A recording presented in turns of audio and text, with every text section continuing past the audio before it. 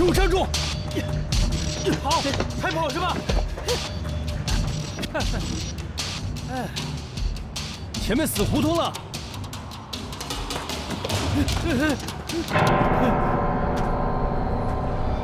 我操！秦墨没说小偷还持枪啊！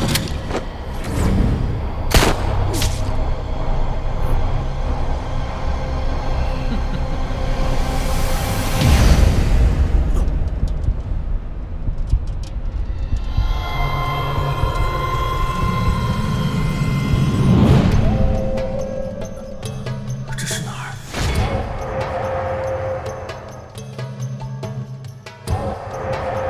敢和本公子抢女人？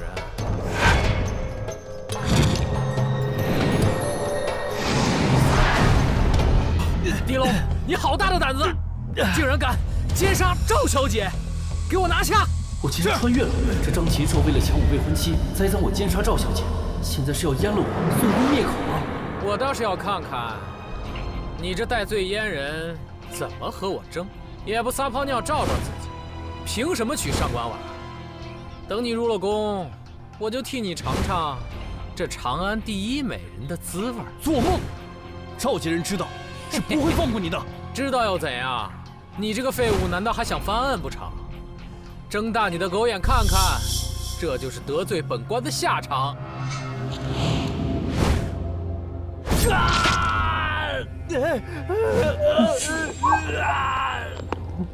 小子，该到你了。你不要过来啊！刀下留根！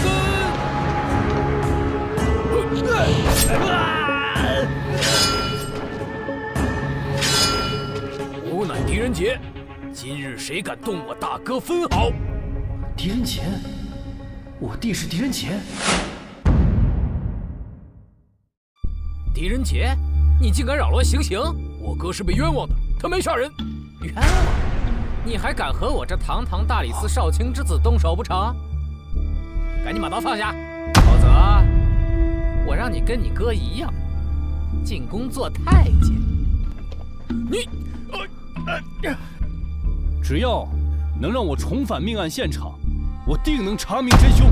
你这个废物还想查案？呸！别动我哥！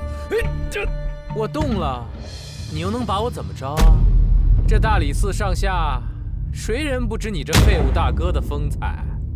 吃喝嫖赌样样精通，一夜豪赌输光祖宅，这回回查案，回回见血就尿裤子。把人带上来！放开我！放开我！婉儿，狗东西，你把婉儿抓来做什么？做什么？那当然是让他亲眼看着你被阉。放开我！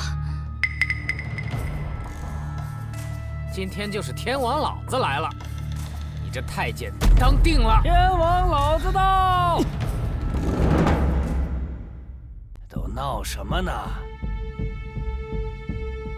耽误了进宫的时辰，你们10个脑袋也担待不起。愣着干嘛？快动手！狄龙啊，辣椒油已经给你准备好了，今晚我让你爽翻天！张禽兽，你找死！哎呀，狄龙，你竟然敢殴打上官！我打你又怎么了？放肆！阉狗！你说什么？还敢再说一遍？我说你是阉狗！阉狗！阉狗！狄龙，高公公是女帝眼前红人，你竟然敢如此不敬！按大武律，杀人者须过堂，由大理寺验明正身，方可定罪问刑。本案1无仵作验尸，2无勘查探案，3无过堂问案。女帝红人草菅人命，藐视国法，你不是阉狗，吃什么？那你想要如何？我要查案，若查不出，任凭处置。好，你跟他一块儿去。若查不出来，罪加一等。别人宫刑用一刀，咱家赏你10刀，让你慢慢疼死。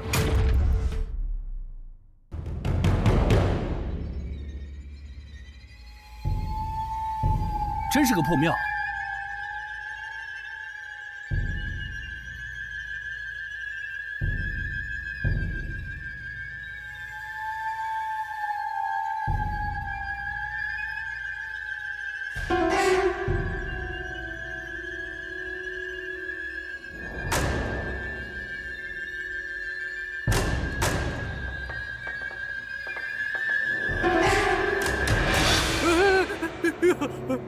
鬼！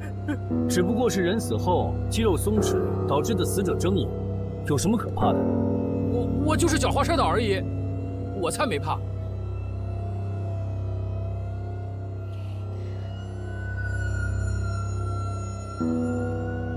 如此多的血迹，这里定是凶案现场。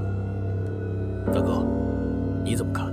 你这大哥怕早就尿裤子了吧？那恐怕要让你失望。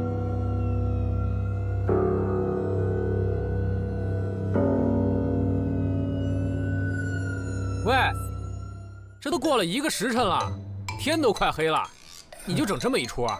你懂个屁！这叫仪式感。只要是他杀，无论凶手隐藏的有多好，都会留下证据。装模作样，见血不晕又如何？今天我会让死者开口指认凶手。要想查明真凶，就得回溯命案现场。昨日我收到大理寺的衙牌，让我前往此庙追凶。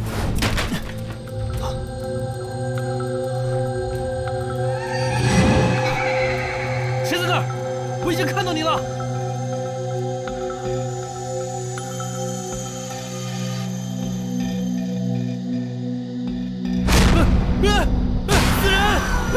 死人！狄龙，你好大的胆子！你竟然敢奸杀赵小姐！不是我，不是我，不是我！有什么可查的？你就是凶手！还有不到2个时辰，等死吧！你胡说！狄龙哥哥连鸡都不敢杀，怎么敢杀人？他是个傻子，别跟他一般见识。你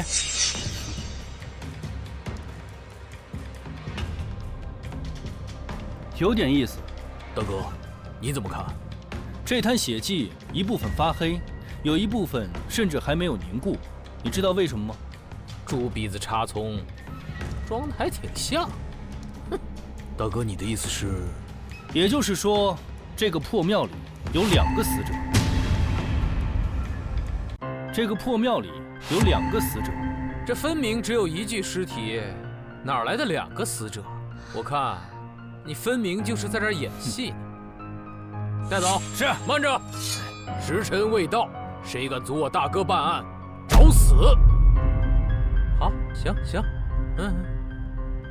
张禽兽，你号称大理寺第1神探，不会连这黑血是什么都不知道吧？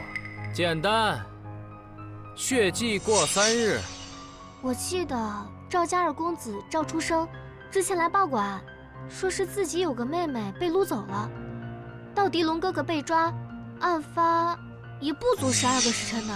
也就是说，3日之前赵小姐已经死了，与我大哥无关。放屁！赵小姐分明就是狄龙所杀，只不过未超过12个时辰，血未干，凶手就是你。答案就在这儿。什么？死者身高目测7尺，脸部黑色素沉淀，下颌骨有团状块尸斑。你竟然懂验尸？我见过的命案没有1000也有800多，经历过的惨案不计其数。验尸而已，是个人都会。死者眼球结膜苍白，虹膜组织坏死，口腔无异物。狄龙哥哥怎么跟变了一个人似的？大哥，你的验尸手法和判词简直是闻所未闻、见所未见呀！但是又恰到好处，真是厉害。哎，狄龙，你要干嘛？你不光杀人，还想奸尸不成？那是你，不要用你龌龊的想法来质疑我的专业。赵家人马上就到，你洗脱不了你的嫌疑，你就等着活活被打死吧。死者左侧胸部有弹性，2步以下无尸斑、无尸僵。尸体无尸斑、无尸僵，说明死亡时间未超过12个时辰。死者的手部组织有纤维，手掌有节茧。任杰，你知道为什么吗？因为死者生前长期劳作。赵小姐是千金小姐，十指不沾阳春水，怎么可能长期劳作呢？分明就是被你污了清白，没脸见人，上吊而死。这脖子上的勒痕就是证据。你还有什么话要说？我大哥早已经说过，在来之前，赵小姐已上吊而死。这事儿跟我们大哥没半点关系。不，这是凶手给你们设下的一个圈套。什么？这人在上吊的时候，受自身重力的反作用，全身的重力会集中在白磷之上，导致窒息、大脑机械性死亡。狄龙，你这是在蓄意毁证！这算什么证据？这是凶手引导我们往错误的方向探案所留下的伪证。那凶手这么做又有何意义？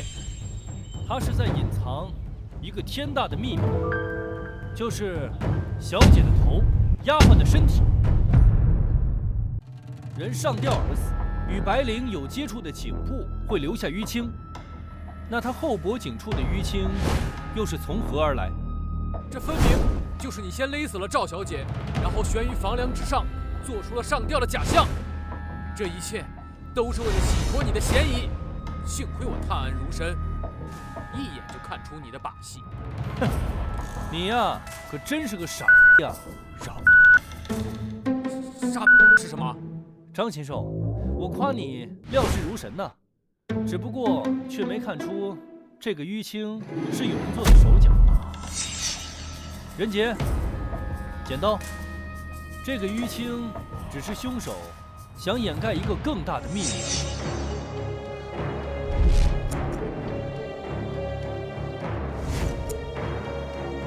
这个不是衣服的线。没错，凶手用针线将2个不同的尸体缝合在了一起。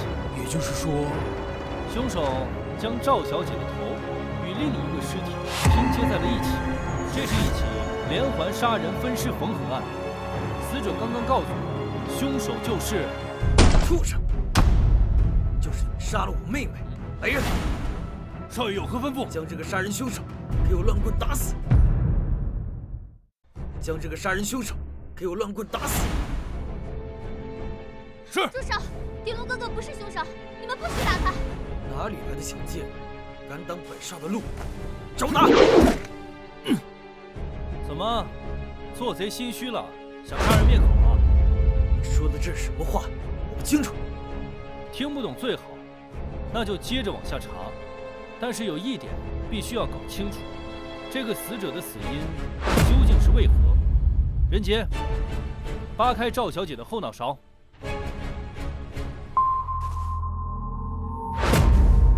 有伤口。死者后脑勺塌陷，颅骨破碎，足以致命。真正的死因应该是这样子。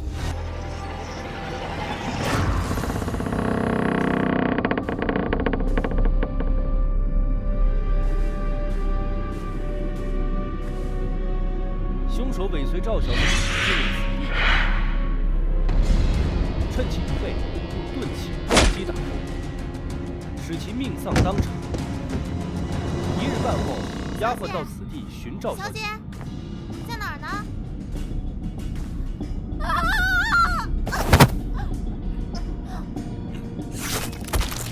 凶手将2具尸体从脖颈处切开，再缝合，就制造了死者死亡时间不过1日的假象。说八口，妹妹明明就是被你逼死的。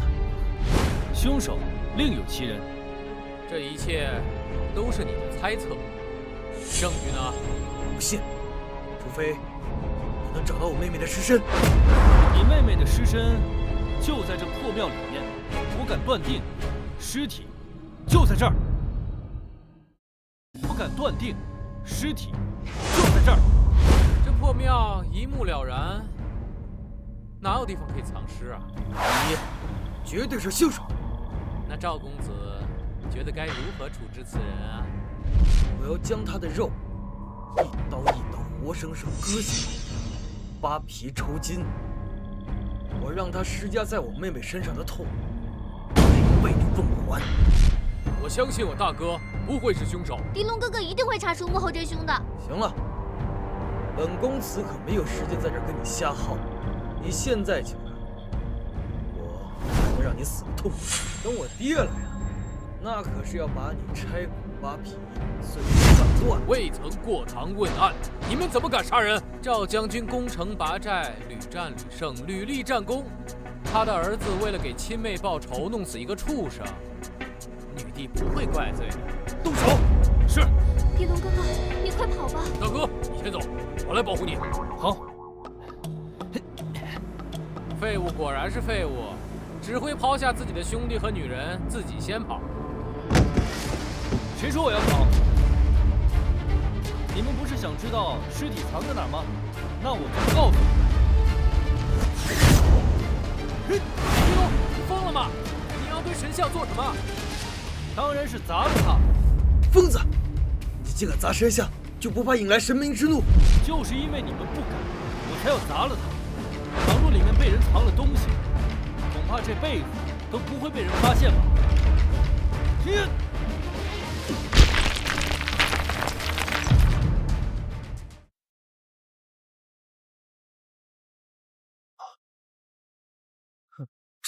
这是小赵啊，你不会连你自己妹妹的手都不认识了吧？这不是我妹妹的手，你胡说八道！听说杀害吾儿的凶手找到了。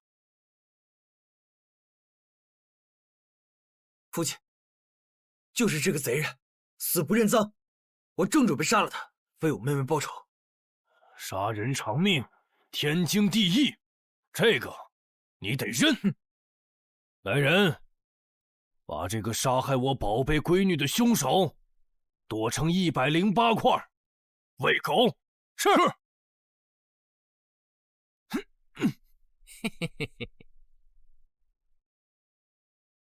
等等。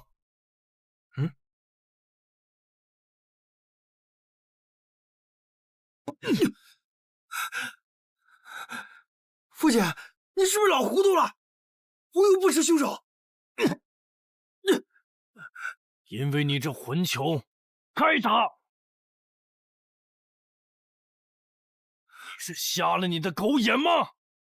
这是西域进贡的苏丹红扣丹，如果没记错的话，整个大武只有1盒，且在武帝的手上。因为我屡立战功，武帝下令将此物赏给了本将军，本将军又把它给了我的宝贝女儿。那这断手的确是我宝贝闺女的。狄龙哥哥，你居然真的找到了！将军，佛像内发现了小姐贴身丫鬟的头颅。果真有2具尸体，一个是小姐，一个是丫鬟。那赵公子和赵将军现在还要弄死我，把我千刀万剐吗？啊，不，是老朽有眼不识泰山，还请狄大神探速帮我找出杀害我女儿的真凶。别着急，真相就在这儿。为何？因为凶手就在你们这群人当中。你放屁！我看你是想脱罪，想疯了。我本来就没有罪，为何要脱罪？在场，我是大理寺的人，这是赵小姐的家人，再无不相关人员。你说，在我们之中，这不是想脱罪是什么？聒噪！你怎么这么烦呢？我自然不会空口白牙的胡说，我有切实的证据，10步之内必出真凶。我看你就是装腔作势，企图脱罪。你就是杀害我妹妹的凶手。什么10步探凶，全是噱头。今天你不给我拿出证据，我就弄死你。那作案凶器算不算证据？本大人看了，这庙内没有作案凶器。那是因为你蠢。哎，你凶器远在天边，近在眼前。此庙年久失修，且无人上供，为何这香炉一尘不染？香炉是空的。大哥，在这血迹当中有大量的香灰，那只能说明这香炉就是凶器。什么？香炉？笑话！我听说过用刀杀人的，用匕首杀人的，我第一次听说用香炉杀人的。你见过，因为你就是凶手。杀人凶手就是赵出生。你放屁！文玉是我妹妹，我怎么会杀她？狄龙，你果然开始胡言乱语。为了脱罪，你竟然诬陷！你现在就跟我回大理寺领罪！你先杀文玉，后栽赃陷害于我，信不信我现在就弄死你？狄龙哥哥这么说，一定有他的道理。更何况你怎可轻易上任？任杰，在。香炉。本应出现在香炉里的香灰，却出现在了地上，且被血迹所覆盖，这是为何？这就说明曾经有人使用过这个香炉，并将烟灰撒到地上掩盖行踪，再用这个香炉行凶，是不是这个道理，大哥？但他却忽略了这个香炉上还有他没有处理掉的血迹。这个香炉就是杀人凶器。哼！这个死者的后脑勺所出现的伤口，一定是钝器所为，且伤口的形状与这个炉耳一模一样。而且，这个香炉的边上还有4个不同的手印，只能说明这个凶手在行凶的时候力气非常大。这个凶手一定是个高手。狄龙，谁不知道赵公子从小体弱多病，连壶水都提不动，怎会有武功在身？这么说，我儿就不是凶手？那凶手又是谁？当然是他。你别胡说。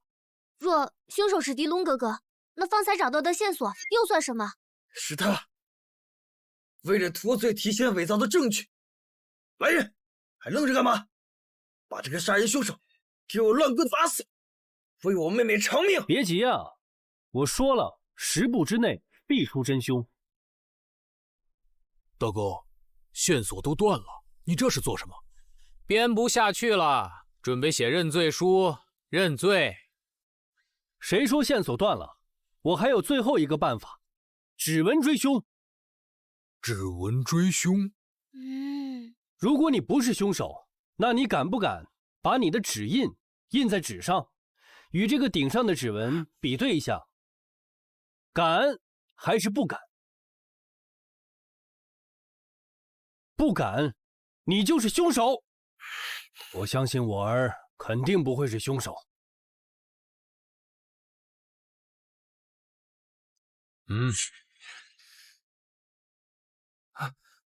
爹，您不相信我吗？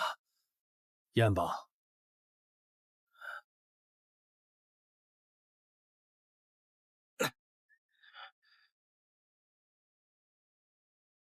指纹是每个人的指尖纹路，且这个世上没有2个一模一样的指纹。这2个指纹一模一样，这怎么可能？赵出生，你就是凶手！畜生，你为什么要杀你妹妹？小何，一定小何，一定是下的人诬陷我，一定是这样。没错，狄龙此人平时游手好闲，人品极坏，为了脱罪，他什么都干得出来。你不是说杀人凶手是一个武功高手吗？我可以证明，赵公子从未习武。你就是凶手！凶手！时辰已到，你没有在时辰之内找到真正的凶手，现在我就替高公公阉了你，送你进宫当太监。不要！不要！你今晚乖乖跟我回到我的府中，我让你说1晚上的服药。赵出生，到了这个时候你还冥顽不顾，那我真的帮不了你了。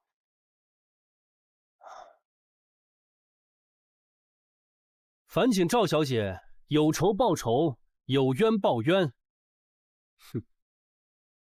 赵出生，还我命来！这，还我命来！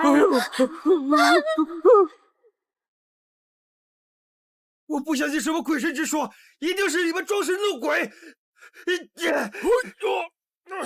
你果然会功夫，赵书生，你就是凶手！到现在你还不叩首认罪，更待何时？说，为什么要杀害文玉？我，说不说？我说，那天我和崔姨娘苟且，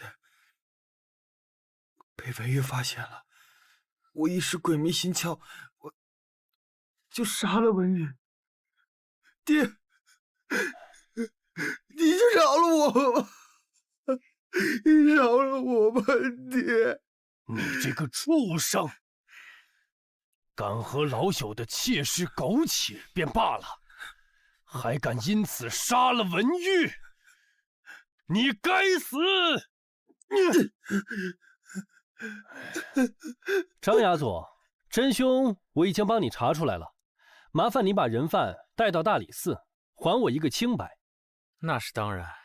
既然没什么事了，婉儿、任杰在，我们走。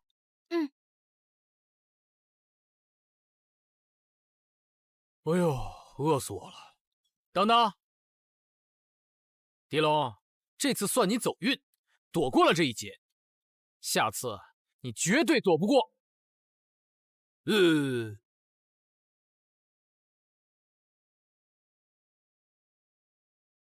好啊，我等你。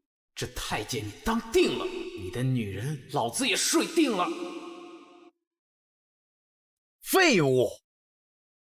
就这么让那个对本公公不敬的人洗脱了嫌疑，我要你何用？高公公说的对，我就是个废物，废物。哼！10日之内，你若再不能将狄龙弄进宫当太监，那他空缺那个位置，就由你来顶。啊，是吗？这不好吧？有什么不合适的？为父杀了狄龙之父狄正阳，只要狄龙兄弟俩不死，迟早有一日，他们会找我们报杀父之仇的。所以必须将他们斩草除根，以绝后患。若做不到，为父会亲自阉了你，亲自送你进宫当太监。啊！干杯！干杯！恭喜大哥屡破奇案，大理寺正那边已经下发了最新的公文，犯人秋后问斩。大哥你官复原职，咱们两兄弟又能一起追查杀父之仇的事了。狄大神探，老朽也必须敬你一杯。若不是你办案如神，赵出生那个畜生也不会认罪服诛。来。哎，大哥，我有一事始终不明，为何赵小姐能开口喊冤？莫非这世上真的有鬼神？哼，这还不简单，因为我会赋予，那些厉鬼索命都是假的。是他做贼心虚，露出了马脚。我这……狄龙哥哥，你还会赋予呢？这还不是小意思，我还会……哪儿来的杂碎啊！竟敢跟本公子抢天下第1号花厅！真谁啊？不知道。当朝左相之子武昌吉。来人，把这几条狗打断狗腿扔出去！哼！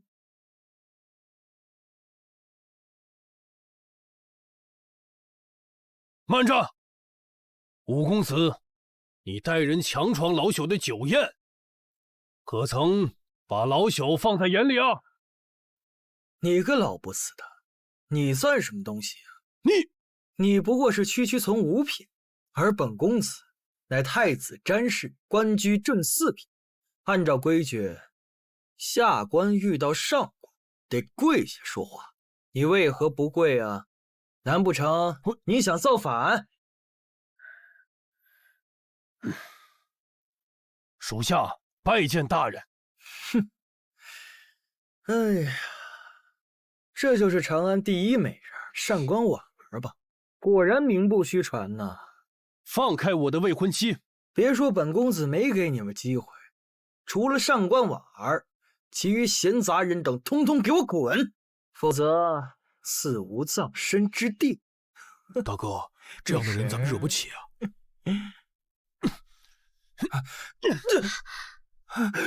敢碰我的女人，我管他是谁，我打的就是他！流血了！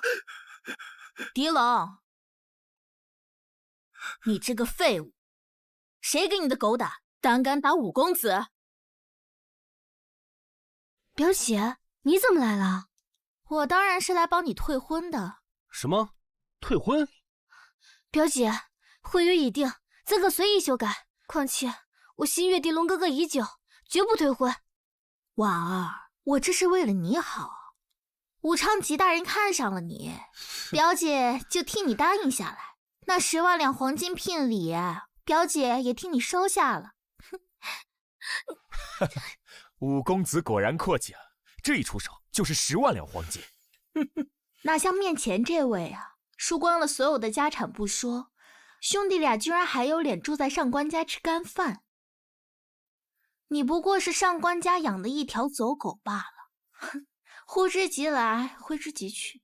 让你这个废物跟我表妹退婚，应该没有意见吧？那个废物敢有什么意见呀？武大人是谁？女帝之职，皇亲国戚，这个位置是你这种人能坐的吗？滚开！武大人上座。哎，低调低调。虽然本公子身居高位，但是平易近人嘛。公子，你谦虚了。您可是长安4大才子之首，才华冠绝古今。而你不过是大理寺一个区区从9品4役，就凭你也想娶我表妹？想让我退婚，绝不可能！废物，你敢！废物，你敢！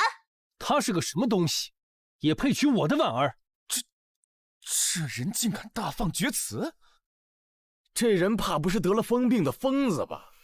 不然怎能说出如此疯话？喂，你们两个在狗叫什么？你好了好了好了，你说本公子不配，那不妨咱们比试一下，如何？行啊，比什么？今日中秋佳节，要么就比吟诗作赋。好，这个主意不错。据说今夜在紫楼吟诗作赋最好的才子，还能成为长安第一花魁红叶的入幕之宾。你若输了，乖乖退婚，并且跪下给我磕3个头。那我要是赢了，又当如何？你若赢了，我给你跪下磕3个响头，并且叫你爹，而且把衣服脱光，围着长安城跑上3圈。不要！坊间传闻，这武大人诗才盖绝当世，无人能比，你赢不了的。就凭你，连字都不识的一个废物，还懂作诗？哼！就凭他这从未输过，我还非得赢他一场。成，那本公子先来。叽叽叽，曲项向天歌。此诗第一句就惊为天人了。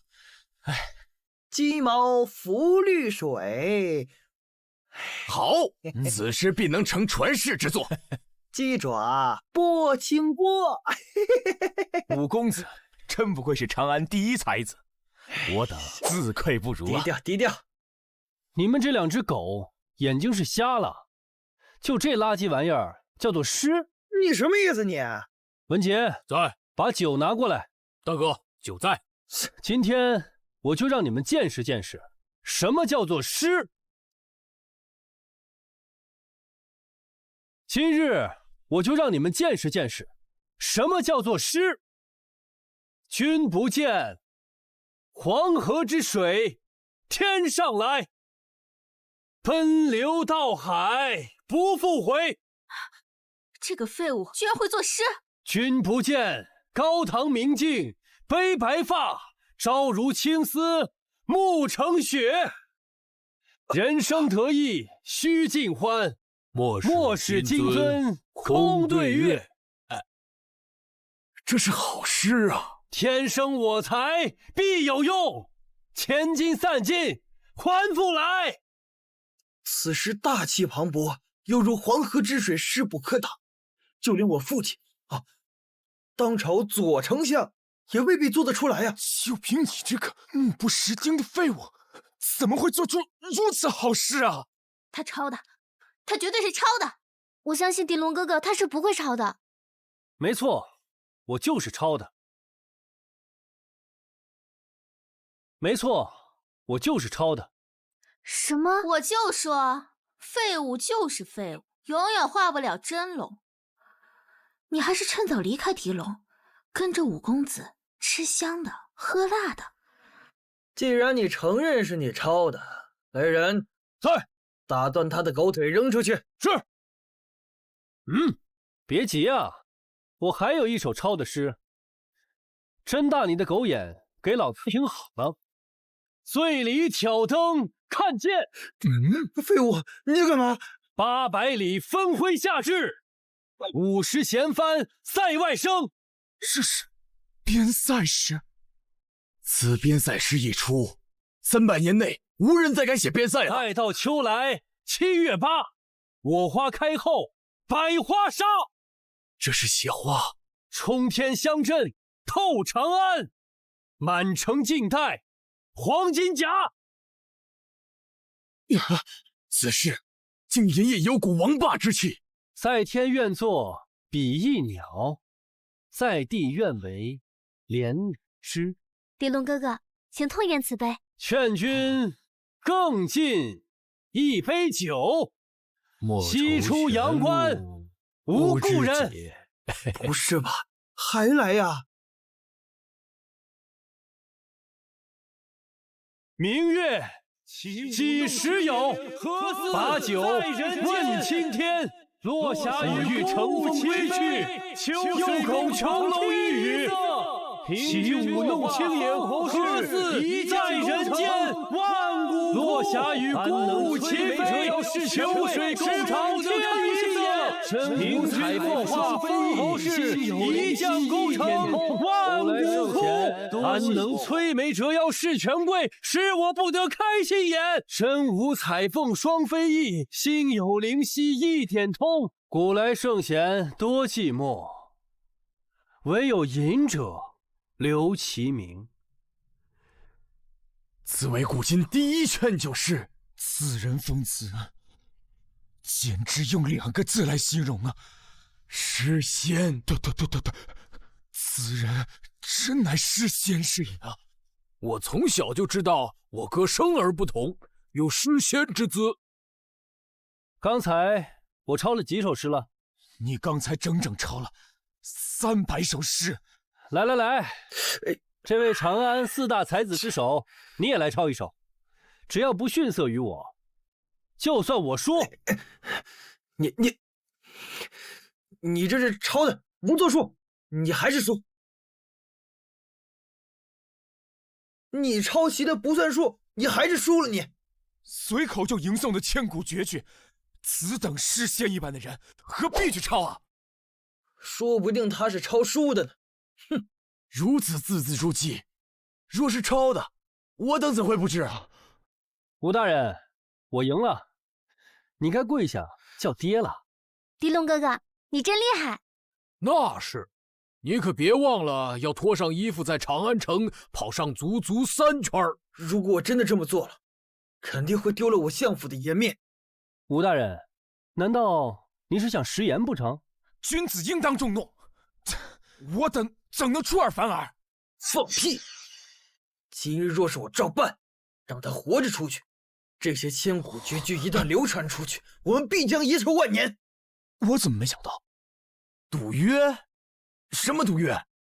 分明就是五公子赢了嘛！今天一定要打断他的腿，活活打死他，这才能保住秘密。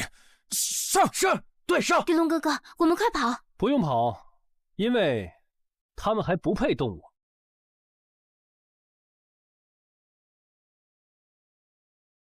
你今天若是敢动了我，明天我就让你们左相府鸡犬不宁。左相罢家，你们所有人都得流放街头。就凭你也配动左相府？还想让左相罢官，全家流放？你算个什么东西啊？对，今天你们谁也别想活着走出去，男的全部杀了，女的留到我的厢房里。我玩过之后，你们再玩。什么？五公子，我们也有份儿啊！那是自然。给我好好照顾上官婉儿姑娘，照死了照顾，这样咱们的秘密才不会外露。动手！你们以为只要杀了我就能守住秘密了？你说这话什么意思？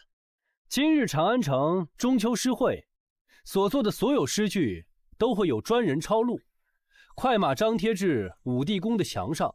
方才那300首千古绝句一经张贴，必将名动长安啊！你敢冒犯诗仙之名，那你就杀了我，我可以陪你一起死。来，你要是不杀我，你就是我孙子。你当真以为我不敢吗？来，公子不好了！数万长安士绅齐聚花满楼，跪求面见诗仙狄龙。公子且慢，此人不能杀呀！你为何阻我？区一个贱民，我有何不敢杀？若此时杀了他，楼下数万学子冲上来，你们觉得他们现在上来，会不会把你们撕碎了喂狗？好你个狄龙啊！你给我等着！得罪了我，就算是玉皇大帝也救不了你。我说的。武大人，那今天的赌约，下跪？放屁！有本事你扳倒我的靠山，否则想让我跟你这个狗下跪，做梦！我们走。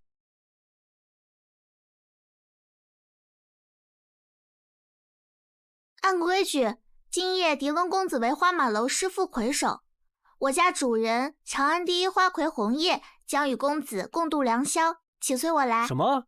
花魁？哎，轻点，狄龙哥哥，疼！你若是今天敢留宿在花魁房中，你就等着吧。哎呀，慢点儿，请随我来。姑娘，客人到，死人了！人杰，在，快点把人救下来。得嘞。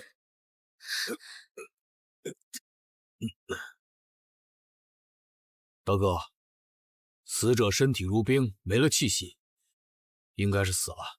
凶手究竟是谁？那还用问？红叶姑娘约的是你，你一来这人就死了，你当然就是凶手啊！那按照你这个逻辑，你老母亲今天早上跟我打了个招呼，也挺巧。那你是不是得管我叫爹呀？你，任杰，哎，把我的工具箱拿过来。得嘞，叫哥哥。哼，幸亏我提前准备好了猪肠手套，否则显得我多不专业。死者身高6尺1，皮肤组织完整。胸前无伤痕，也没有扭打痕迹。那这花魁是自缢死的吗？大哥，你怎么看？错，是他杀。啊？这大家都看见红叶姑娘是悬梁自尽，何来他杀？眼前的这个白绫就是证据。这个白绫离地得有8尺，死者的身高才6尺。如果不是他杀，死者怎么够得着？那他的死因是？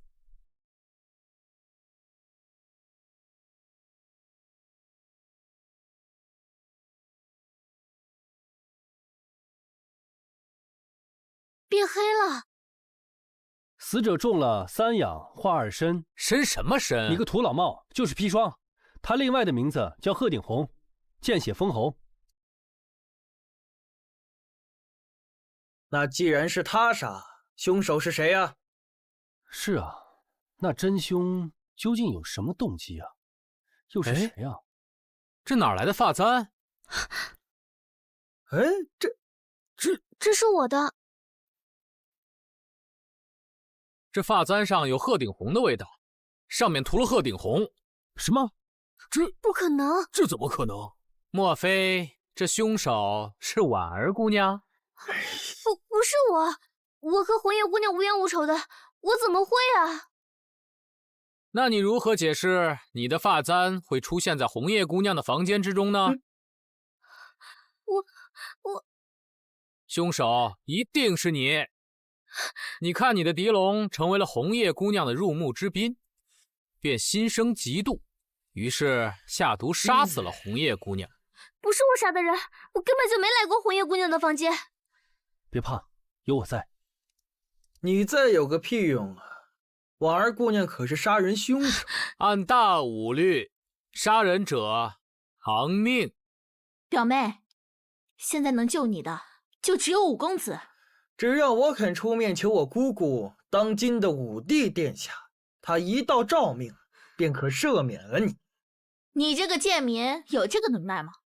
就凭你也想跟五公子抢女人？所以婉儿姑娘的意思是，飞狄龙哥哥，我不嫁。那就别怪我不客气了。来人，把这个杀人凶手给我拿下。今夜我必使出我的招牌大棒，让你招供。武昌吉，你找死！哎呦！狄龙，你这条疯狗！你先前打了五公子，五公子宽宏大量，没有跟你计较，现在你居然还敢！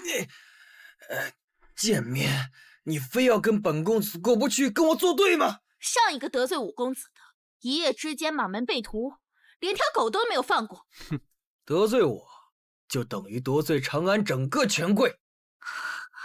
从即日起，大武朝内360座城56个州，9州之内，寰宇之外，天上地下，将无一处是你容身之处。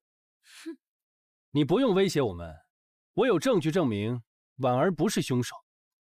证据确凿，何须再查？给我1炷香的时间，我定能查出真相。好，那我就给你1炷香的时间。你若查不出，老子亲手阉了你。其实用不了1炷香的时间，答案就在这儿。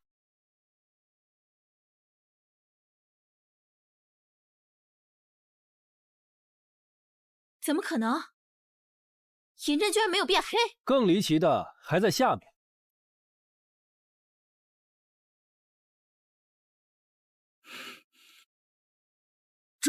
这怎么可能？这说不通啊！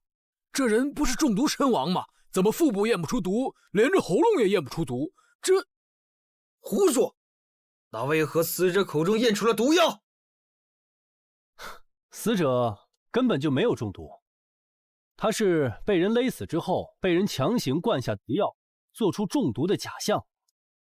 哦，对上了。这就是为什么能解释他腹部也没有中毒，喉部也验不出毒。这下就能证明人不是我杀的了。婉儿姑娘也不用高兴得太早，只是查出死因而已。杀人凶手还未找到，你的命啊，悬呐！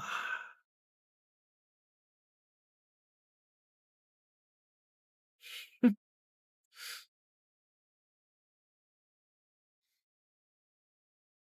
我知道凶手是谁了。谁？跟我走，我告诉你们答案。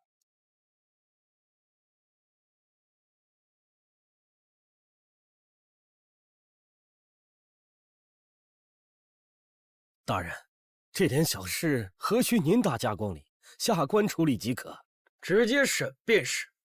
若狄龙说不出个所以然来，就阉了他，送进宫去。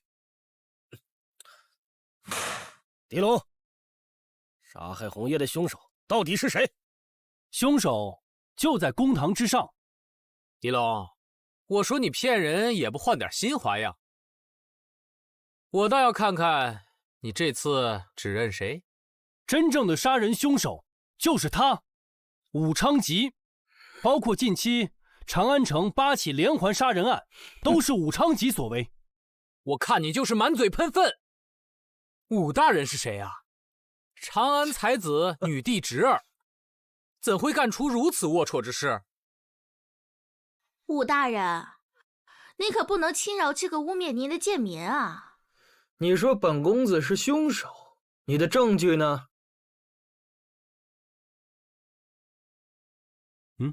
我在搜查红叶姑娘房间的时候，发现她有记账的习惯。这就是我在她那儿搜到的账本，还请大人过目。大人，红叶姑娘近3日接待的客人只有1位，那就是武昌吉。这等证据，如何就能确定是武大人呢？狄龙，不要血口喷人。能够成为花魁红叶的座上宾，那自然是武大人能力过人，功夫上佳。就凭这个指证，你们兄弟2人怕不是不行吧？行不行的，你试试啊！凭你也配？哼！若是拿不出有力证据，你们就是污蔑武大人，届时你可就真的不行了。不好意思，证据我还真有。来人，把尸体抬上来。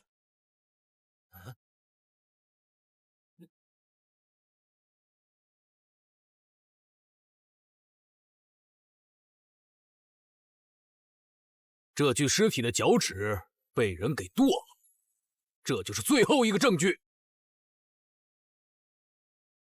消失的脚趾和武大人有什么关系啊？狄龙，你怕不是穷途末路，疾病乱投医了吧？我看你是趁早认罪，并且挥刀自宫，没准武大人还能留你一条狗命。我现在已经知道了完整的作案手法与杀人动机，待我说完，真相便可公之于众。当时我回到了命案现场，发现房门紧闭，被人故意堵上了。更可疑的是，身为百花楼的花魁，用的应该是最名贵的银双炭，可他偏偏用的是最下等的褐炭。事出反常必有妖，此煤不易燃烧，若不通风，再把房门紧锁，形成一个不透气的空间，这个炭没有充分的燃烧，便会形成大量的有毒的一氧化碳。一氧化碳，神不知鬼不觉的毒死红叶。胡扯！这武大人有何杀人动机啊？杀人动机？那当然是收藏受害者脚趾的习惯。你没发现近期8起连锁杀人案，受害人皆丢失了脚趾？没错，最近发生的8起连环杀人案，最后去现场勘查的时候，定案全是自杀。同样都是门窗紧闭，房内都有一筐褐煤。大胆狄龙！你所言皆是猜测，除非你能找到那些失踪的脚趾为证，否则证据就在这公堂之上。任杰，在，劈了他！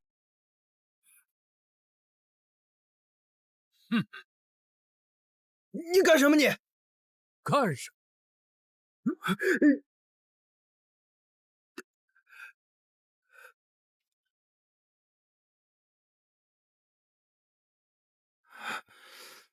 这些都是人骨，且都是人的脚趾骨。证据就是你有收藏被害人脚趾作为人骨善的癖好。吴长吉，物证俱在，你还有什么可狡辩的？狡辩？我为何要狡辩？人就是我杀的，我何惧之有啊？我乃女帝之侄，殊荣无限，区区几个指节能成为我扇子里的骨节，那是他们的荣幸。我要亲眼看着这些绝世美人在我面前活活疼死，任我鱼肉。他们越痛苦，我就越兴奋。这指节就是我的战利品。张大人，武昌吉已经认罪，请您立刻下罪入狱。笑话！这公堂之上，9州之内，有谁敢定我堂堂左相府的罪？又有谁能将我女帝之职入狱？你敢吗？你们敢吗？啊！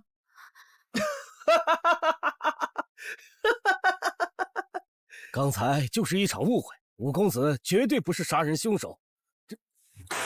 本官宣布，武公子与本杀人案无关，当场释放。你若不死，公道何在？你若不死，千里难容。那9条枉死的人命，该何处喊冤？那又如何？你还敢杀了我不成？来，朝这杀，朝这杀！你敢啊？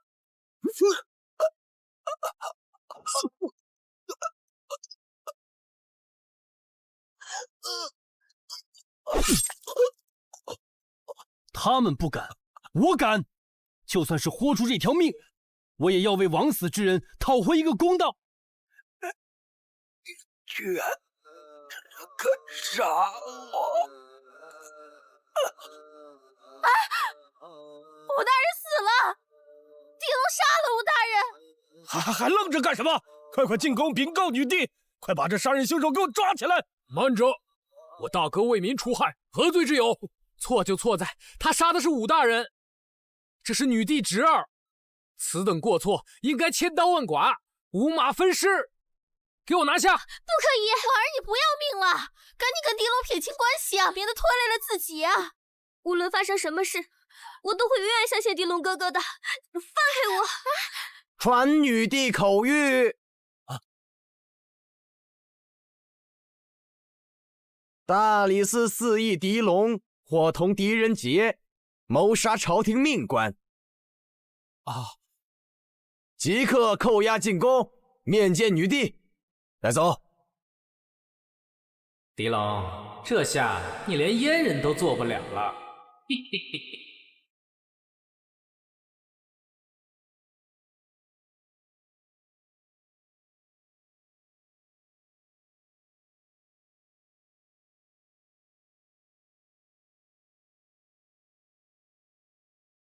是何贼人，胆敢杀我侄儿？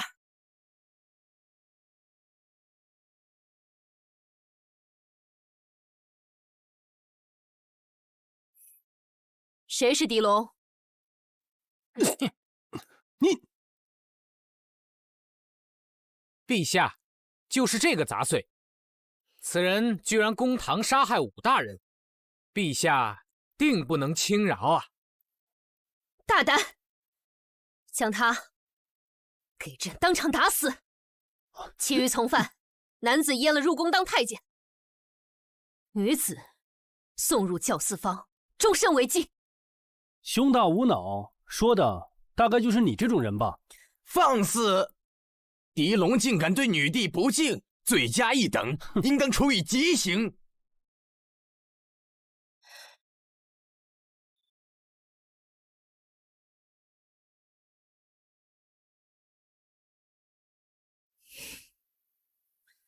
刚刚说什么？再说一遍。我说陛下胸大无脑。你有如此胆量，难怪敢杀成吉。那朕就再给你一次自证的机会。我不需要自证，人就是我杀的。为何杀人？他该死！武昌吉，他该死！别人都不敢杀他，那我只能自己动手，灭了那个畜生！混账！杀了朕最疼爱的侄儿，哼，竟然还敢如此猖狂！把他给朕凌迟万刀，把他的头割下来，铸成铜头，放在长吉坟前，让他生生世世为我侄儿忏悔。陛下，狄龙哥哥也只是为了那些枉死的百姓讨回公道而已，罪不至此啊！别急，等他完了，就轮到你们俩。拖下去！国有此君，不出10年必亡。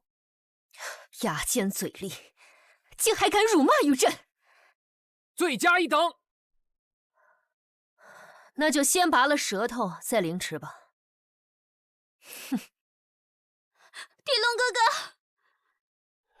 哥，不好了，不好了，不好了！北夷国来访闹事，出了3道难题，至今无人可解。现在估计杀到宫门口了。什么？我堂堂大武朝，竟无能人了吗？北夷王子说了，若是无人解除这3道难题呀，将派10万铁骑来犯。大武出力，暂无可用之兵，这可如何是好？我能解决那3道难题。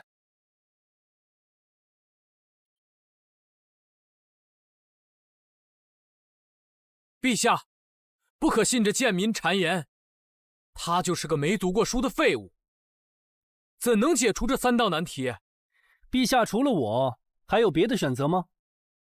那朕就再给你一次机会。若解除3道难题，朕饶你不死；可若让朕发现你满口胡言，定让生不如死。哼哼。老臣参见陛下。陛下，狄龙他诛杀我儿，属戴罪之人。况且他目不识丁，如果让其他使臣知道了，岂不是要笑话我大武朝？武昌节死有余辜，左相，你难道想要包庇？还口小儿，就凭你，也敢智慧昌吉？有本事你打我呀！来！够了！北夷使臣已经入宫，丞相暂且放下成见。陛下，一个胸无点墨之人，他又如何能回答出3个问题？我如果回答不出那3个问题，我愿当场自刎谢罪。区区9品司隶也敢口出狂言，就凭你随便说出满朝文武乃至大学士都说不出来的3个问题，你简直痴人说梦！老臣今天就立在这朝堂之上，看你如何自刎，以慰吾儿。见女帝跪。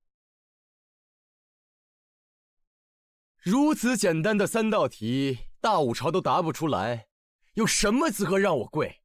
传闻中的大武朝也不过如此。3道难题，难倒了大武朝这么多人才，足以证明大武朝不配统治中原。本王子回去必率10万铁骑，踏平这长安，做这天下的共主，休得狂妄！不仅如此，本王子还要这女帝做本王子的小妾，届时我也好好尝尝这第一女帝的滋味。话别说得太满，小心啊，别闪了腰。你是何人？大理寺寺役。你大武朝当真是没人了吗？区区一个打杂的杂碎也敢出来答题，就不怕丢了大武朝的脸面？你北夷国大杀四方的3道难题，被我一个小小的杂役就能解决了，那岂不是更丢脸？狂妄！别废话了，出你的题。第1题，如何在夏日生冰？夏日生冰，简直闻所未闻呐！大哥，我看这北夷王子就是故意来刁难人的。夏日生冰如何能做到？这道题至今无人可解，我相信大武朝没一人可以答得出来。狄龙哥哥，这根本就不能做到，要不咱们还是……放心，这还不简单。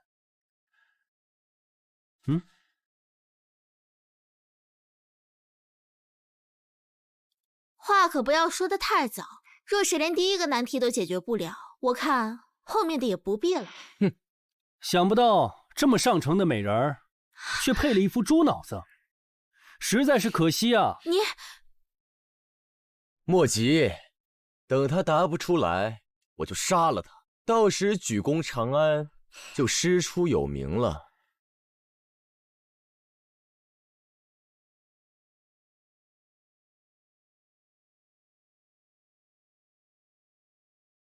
各位，看好了！哎，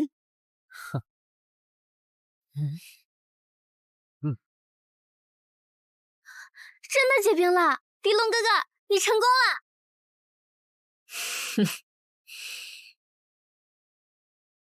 这怎么可能？怎么可能能有人在夏日成冰？此物为生石灰。遇水吸热，产生化学反应，即可夏日成冰。在我们大武朝，连3岁小孩都懂。那为何之前满朝文武解不出此题？那不是为了给你留面子，没想到你是给脸不要脸，非得把脸凑上来给我打。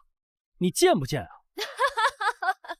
好，好，好，狄龙，解出3道难题，朕重重有赏。喂，下一道题不会还这么无趣吧？你不够走运罢了。3道难题，这只是其一，也是最简单的一道。那你放马过来吧。第2题，人如何在空中飞行？既然大武朝有你这种人才，不妨我们立个赌约。如果你赢了，我北夷将归还燕云16州；若不能，得，我要是不行，我把长安城给你。陛下，狄龙他简直在胡闹啊！他这拉着咱们大武朝，他在陪葬，应将其当庭杖毙，以儆效尤。狄龙，此题已超出常人所想，你当真可以？大哥，不可呀！就算是这世上最好的轻功，也无法让人在空中飞翔啊！就是啊，狄龙哥哥，他分明就是在刁难你，不能答应。你放心吧，那女帝和满朝文武是想让我大武朝不战而败，一辈子做个缩头乌龟，被某些人踩在脚底下，像只王八一样不敢吱声。等会儿归还燕云16州的时候，可别肉疼。哼，这小卷毛什么玩意儿，跟泰迪似的。切！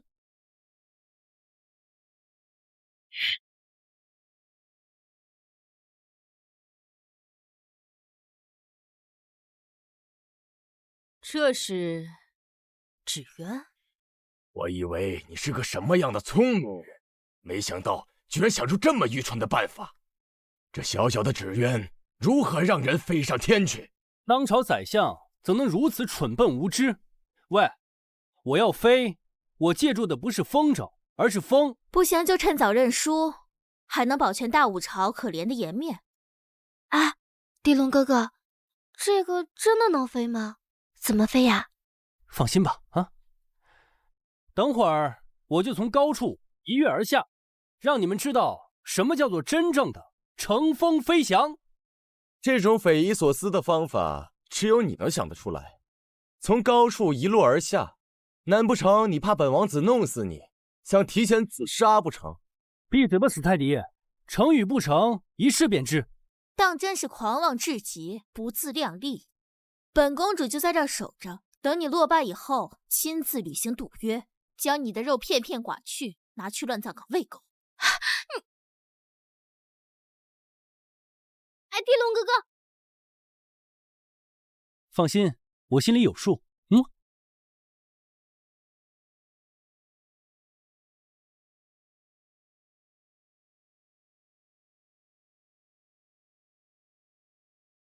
陛下，这个狄龙啊，简直就是谎话连篇。这么一个破纸鸢，怎么可能让人飞上天去？待会儿您可千万不能轻饶了他。好风凭借力，送我上青天。哼，我来啦！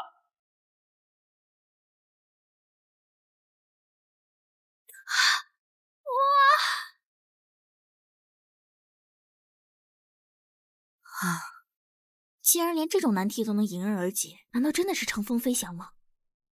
北夷王子对狄龙的解题方式可还满意呀？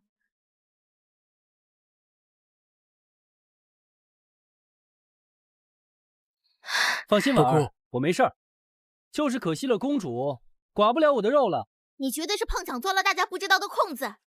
那还不是我大哥智勇双全，才智过人，想到了世人想不到的法子。莫非是你们北齐输不起了？狄龙，凭借你今日的表现，朕可以饶了你。但若想加官进爵，还得赢第3场。太帝王子，还不赶紧出题啊！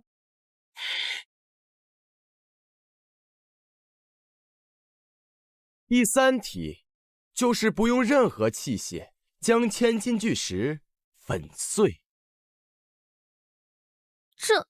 这怎么可能做到吗？这件事千古以来绝无一人可以做到。狄龙，此次你必输无疑。这是逼迫我做火药啊！哼，水别倒太满，话也别说得太早。我都还没做，你们又怎知我做不到？口出狂言！千斤巨石啊，我朝第一勇士都无法将它举起，你居然想把它粉碎？狄龙，你吹牛也要有个度。大哥，你不习武，不知其中奥秘，这件事实在是太难完成了。要不咱们还是想个别的办法。是啊，狄龙哥哥，这分明就是北夷他们设下的圈套，你可不许轻易上当。你放心，狄龙，这一次你是否可以？我只需要1个时辰，此题即可迎刃而解。若你能解答第3题，朕不仅可以不追究你的小作所，哼，甚至可以让你连跳7级，成为大理寺副卿。如若你击碎不了巨石，明年的今日就是你的忌辰。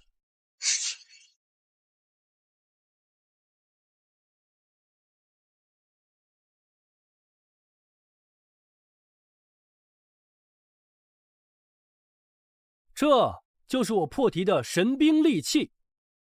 如果我没有看错，这不就是一个破瓦缸吗？就凭这个破瓦罐能击碎了巨石，我北夷将对大武朝俯首称臣，岁岁纳贡。这可是你说的。当然，这道题也注定解不了。如果你输了，咱们先前的2场比试区不作数。什么？3日之内，我北夷的铁骑将踏平长安，天下易主。哎，走远点，小心我的利器可别伤了你。本王子不走，我偏偏要站在这儿，我倒要看看这个破瓦罐怎么伤得了本王子。好啊，待会儿可别怪我没提醒你。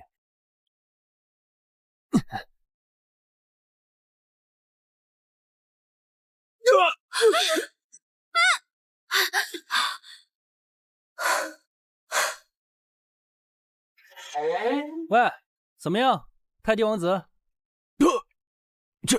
这怎么可能？这怎么可能？这玩意儿万一掉在了北夷国，恐怕方圆100里都会夷为平地吧？莫非这是大武朝新研制的秘密武器？这是在警告我北夷。武帝陛下，是我北夷有眼不识泰山，妄想挑战大武朝。眼下看来是我们错了。往后北狄定对大武朝俯首称臣，岁岁纳贡，永不犯边。狄龙哥哥，你太厉害了，不仅连破了3题，还让北夷俯首称臣，简直是我的骄傲。大哥，你真棒！运气好罢了，贱民始终是贱民。既然狄龙已经连破3题，朕便履行之前的承诺。狄龙听封，即刻起升任大理寺副卿之位。吾皇万岁万岁万万岁！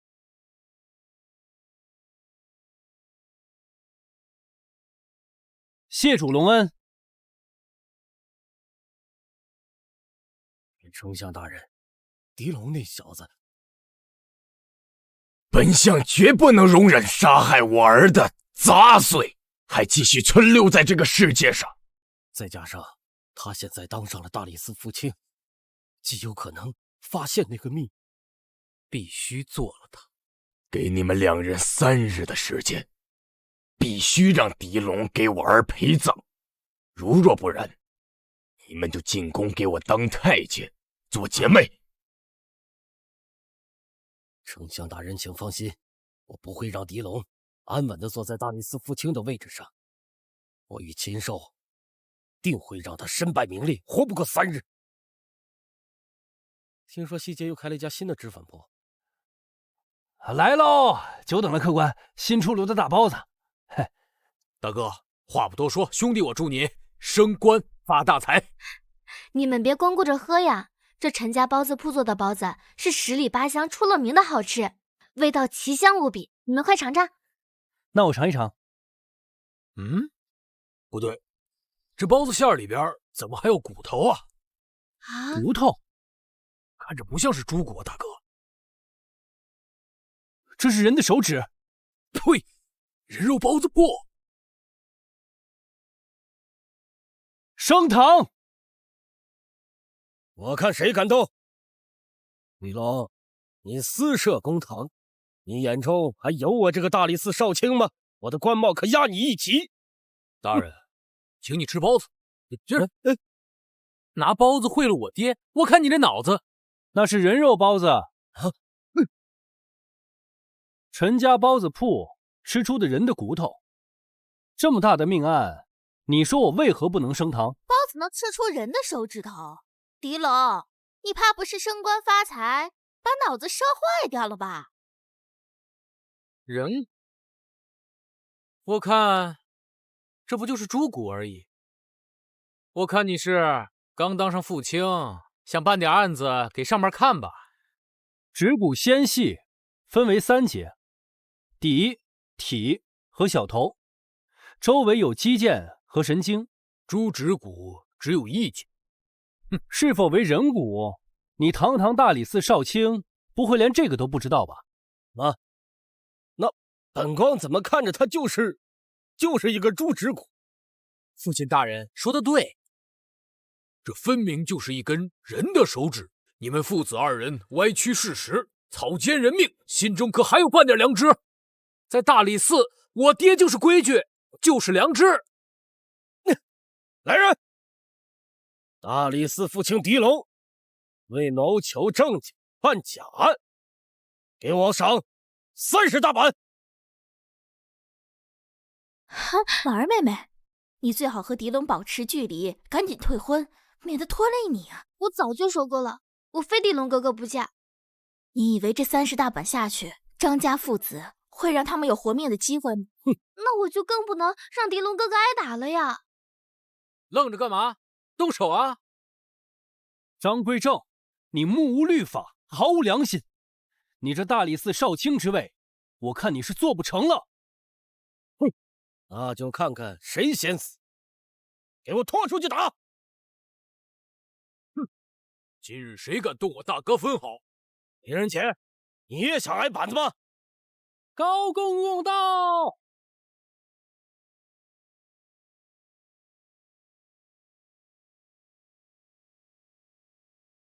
四方酒楼发现尸块一事，已惊扰陛下。你们大理寺需尽快破案，本公公亲自监督。高公公，此案杂乱无章，无头无绪，查起来是难上加难，不知可否宽限3日之内？若破不了案，你们大理寺谁也逃不了陛下的责罚。狄龙在包子里发现了人的手指，说不定和酒楼那些碎尸属于同一人。不如这案子就交给他办吧。若是他查不出什么，高公公，请您随意责罚。那此案就交由狄龙一人审查，若办事不力，便即刻拖入宫中，做一个刷粪桶的太监。高公公，我便协同狄龙办案，以便帮您全程监督呀。允了。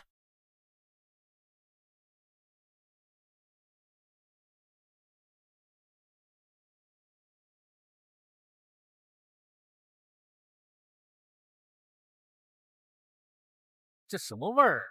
尸体死了一段时间就会产生尸臭，看来这里确实有蹊跷。酒楼日日处理酒肉，难免发烂腐臭，就凭这个断定有蹊跷啊？狄龙，你脑子有病吧？任杰在。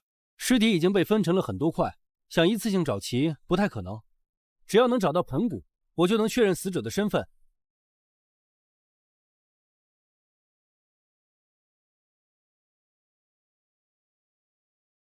盆骨是人身体上最坚硬的骨头，不可能轻易粉碎。任杰在，你可以着重去缸里面寻找，看有没有。你也搜。我是来监督你的。我是大理寺的副卿，你只是个哑佐，你敢不听我的话？我要是进宫为奴，我一定带上你。嘿，你什么你？要么搜，要么给我滚！大哥，这个缸中的这味道，这盆骨一定在这个缸里面。你去看一下。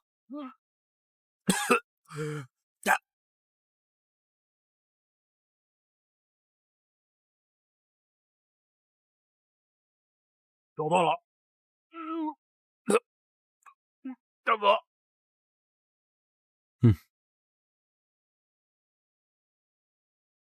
看这盆骨的形状，死者应该是个成年女性。给我接着，这可是关键线索。任杰，这里已经找不到其他线索了，我们再找找看，还有没有其他骨头。得嘞。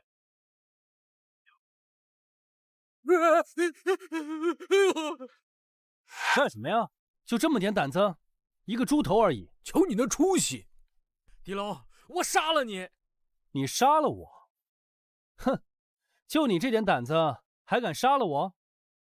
任杰，拿上盆骨，我们走吧。这里已经找不到证据了。进来。大人，杀人案的凶手已经找到了，此人是酒楼的伙计，叫王武。站好。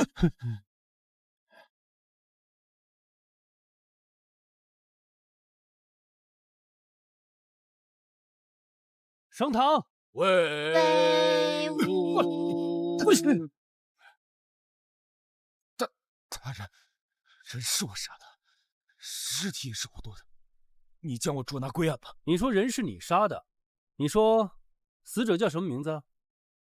你为何杀他？如何杀他？怎么分的尸？你给我一一道来，没准儿我还能给你讲个刑呢。记不清了。反正我杀的那个人是个男人。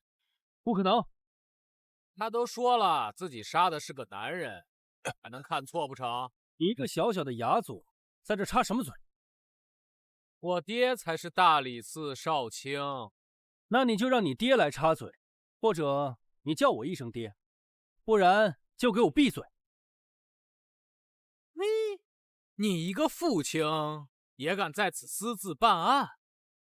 必须移步大理寺。王武，你说人是你杀的，死者还是个男的。大人，人就是我杀的，而且他确实也是个男的。我自己杀的人，我怎么能认错呢？要杀要剐，我悉听尊便。好，既然杀人凶手已经捉拿归案，并且认罪，那此案到此结案。赶快张贴告示，减少百姓恐慌。不可结案。从酒楼搜出来的盆骨确实是女性的盆骨，你在说谎。胡闹！这杀人凶手都已经招了。大人，我看这狄龙是刚当上副卿，便不知天高地厚，也不睁开你的狗眼看看。高公公在此，何时轮到你说话了？盆骨确实是女性的盆骨，可是王武却一口咬定是男性，那只能说明你在说谎。大人明鉴，小人亲眼瞧见大人身下的家伙事儿，她怎么可能是个女人呢？那你的杀人动机是什么？作案工具又藏在哪儿？够了！杀人凶手既然已经捉拿归案，家家即刻进宫向陛下禀明，此案到此为止。探案存疑，就该一查到底。大胆！你竟敢忤逆本公公的意思！本公公说到此为止，就到此为止。那我要是非得一查到底呢？除非拿你头上的乌纱帽做担保。那我就辞官，回家喂猪。狄龙啊，狄龙，没想到你自己跳进了这个圈套，那就别怪我不客气了。哼，那岂不是便宜了你？我只给你1日，你若查错了案，就进宫当太监，伺候本公公。我那时间呀，正好需要你这样的人才。还不快谢谢公公？这份人情还是你领了吧。比起我，你这种人更适合内侍监。你走，去仵作房探案。走。哼。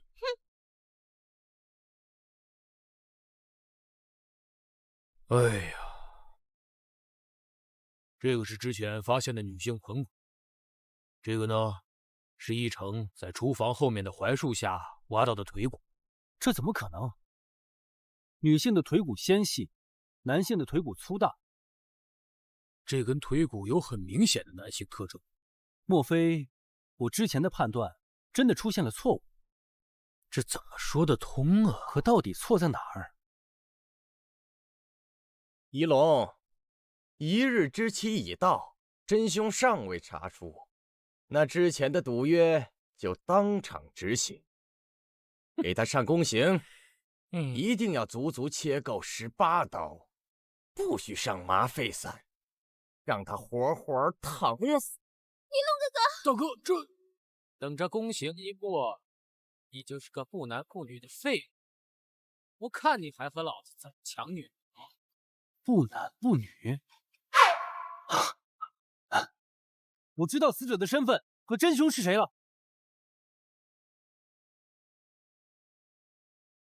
之前我们都被凶手骗了，王五做了伪证，他不是凶手，胡扯。那你怎么解释这女性盆骨和这男性腿骨？本案分明就有2个死者，你非得说是个女的。那么这种情况只有一种可能，这些尸骨都是同一个人的。他生来人体工学结构复杂，雌雄同体。什么？雌雄共体？对，而且此人根据尸体的腐化程度，至少死了半个月。大哥，经你这么一说，我突然想到了一个人。大理寺按察使陆少杰，雌雄同体，于半个月前归乡途中离奇失踪。全对上了，死者就是大理寺按察使陆少杰。人死半月，肉已腐烂，那如何出现在餐桌上？腌制即可，保存半个月以上。我说那家包子怎么那么咸呢？那你觉得凶手又会是谁呢？听说这位陆大人失踪时，身上所有的笔记也全部失踪，导致了大理寺这10年间的所有案件无从对证。你是怀疑他的死跟那本笔记有关？对，笔记在谁的身上，谁就是凶手。那现在这本笔记又会在何人手中？笔记就在你那儿，凶手就是你。大理寺少卿张归正。荒谬！本官怎么会有那本笔记啊？那么张大人敢不敢让我带人搜张府寻笔记？为了自证清白，张府可搜，但如若找不着那本笔记，那你就是污蔑上官，罪加3等。让你们兄弟俩连坐，共同享受这千刀万剐之刑。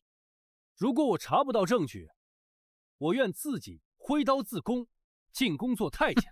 好，这可是你说的，那就去查吧。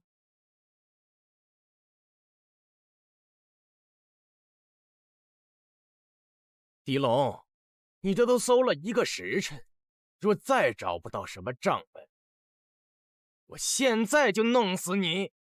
这间屋子，我刚刚在外头走出了17步，而这里头，我从头到尾只走出了14步。这3步之间，这就意味着这儿有密室。狄龙哥哥，我刚在密室里发现笔记。哦，这就是张氏父子的催命符。此笔记详细记载了这10年间张家父子收受的巨额贿赂和冤假错案明细。张氏父子为了保守这一秘密，将陆大人杀害，将他做成了包子分尸，最后给我哥下套。他们这是想一箭双雕。可是你百密一疏，却忘了这最重要的证据。混账！拿本公公当枪使是吧？来人，先把这个造谣生事的张禽兽给阉了，以儆效尤。带走。你。高公公，你只抓走张禽兽，却放过张归正，是何等意思？那你的意思是？张归正，你身为大理寺少卿，掌一国刑法，知法犯法，以权谋私，罪恶滔天。按大武律，放肆！你敢表示上官？按大武律，应革去官职，斩立决。好，就按你说的办。来人，拖下去。大哥，咱们的杀父之仇已报，足以告慰家父的在天之灵，也算了了咱们兄弟的一桩心愿。狄龙，你以为你弄死了我，就报了杀父之仇了吗？你什么意思？我只是帮凶，杀你父亲的人另有其人，他就是……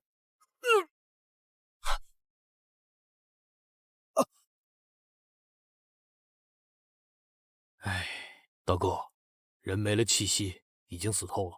看来我父亲命案的背后还藏着另一个大人物。不管你藏得有多深，我迟早会把你揪出来，给我父亲陪葬。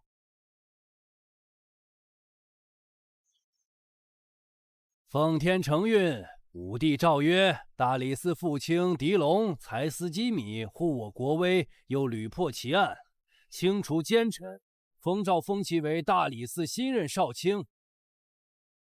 谢主隆恩。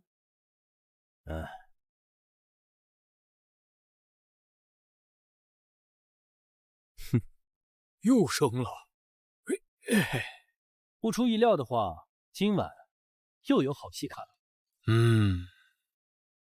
这一次张氏父子的暴露，对咱们来说实属损失啊。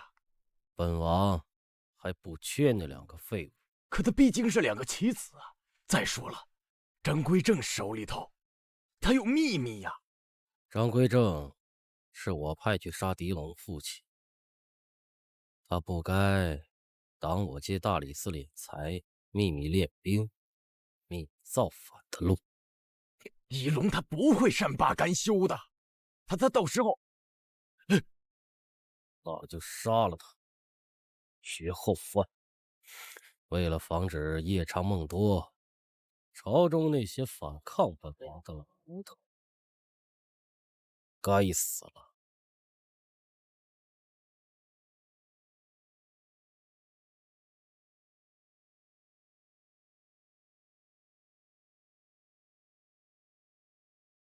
出来吧，从平康坊东头到西头，你不烦，我都烦了。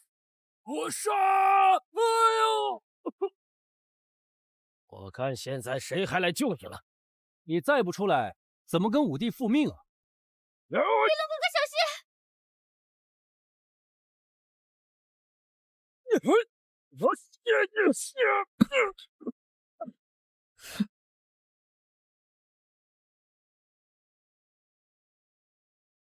属下不良将，剑三拜见狄大人。不过大人是怎么知道我是陛下派来保护你的？不仅如此，我还知道陛下是派你来送密令的。大人真不愧是我大武第一神探，你所料不差。此为密令。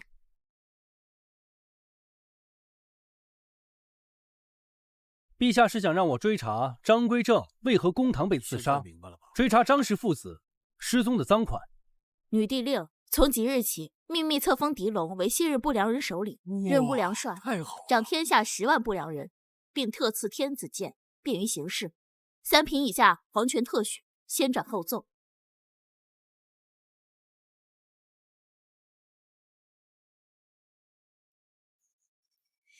你这是新的哎，你看我这个，哎，有人来了，属下不便露面，告辞。大人，不好了！朝中城内有龙王出现，屠杀朝中官员。现在已经有数名官员葬身于此，你快去看看吧。这背后的人终于忍不住动手了，来得正好，我们走。走。哎呦，这怎么回事啊？又死人了。大哥，这位是正一品的张太师，这位是正二品的刘丞相。这些人在朝中都是身居高位，凶手今晚真是干了一票大的。不是说龙王杀人吗？哪来的凶手啊？我只相信科学，相信证据，我不相信什么鬼神杀人。大哥，你看，尸体的眼睛瞳孔放大，面部肌肉僵硬。人在被吓死时，因为受到极度恐惧，导致了肾上腺分泌出了大量的儿茶酚胺，这就导致了他的心脏会突然间的加速，血液升高，从而导致了心肌大量的缺氧。你听懂了吗？听懂了，大哥字字珠玑。但是我觉得吧，大哥教咱们说的那个词叫牛逼！牛逼！心跳加速就导致了他的血液如洪水一般冲击了自己的心脏，这就导致了他的死亡。大哥，你怎么看？根本就没有什么龙王杀人之法，一定是有人在背后操纵，这是一起连环他杀案。根本就没有什么龙王杀人之法，一定是有人在背后操纵，这是一起连环他杀案。狗官，我亲眼所见，昨日龙王向现世杀了这2个贪官。天干物燥，小心火烛。这是龙王现世。自古男子女卑，男子称帝，女子为奴。大武女帝有违天和，惹天怒。我有何吩咐，我等一定照办。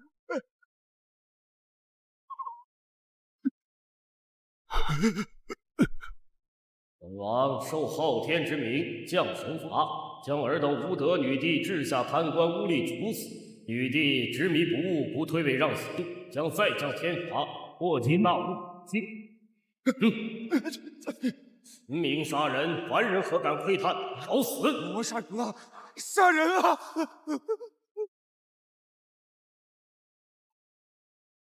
狄龙哥哥，莫非真的是龙王现世，替天杀人？根本就没有什么龙王现世，替天杀人，而是有人在背后搞鬼。那大人，你该如何解释？我昨日亲眼所见，龙王像破土而出，这种神迹啊！耳听为虚，眼见为实。但有时候眼睛看到的也不一定就是真的，一切不科学、不合理，都会留下蛛丝马迹。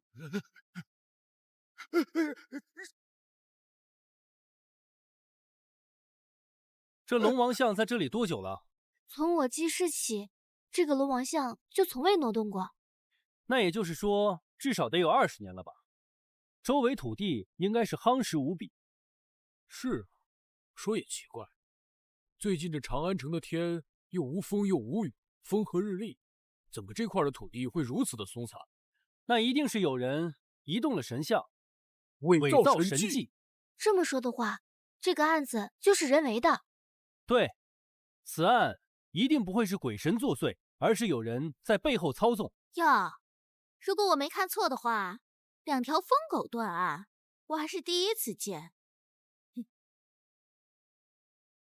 司正，你们大理寺都没人了吗？怎么派这2种货色来断案？司马小姐，见笑了。爹，这老宗谁啊？比高三德还装。这人是咱们的顶头上司，大理寺正卢安。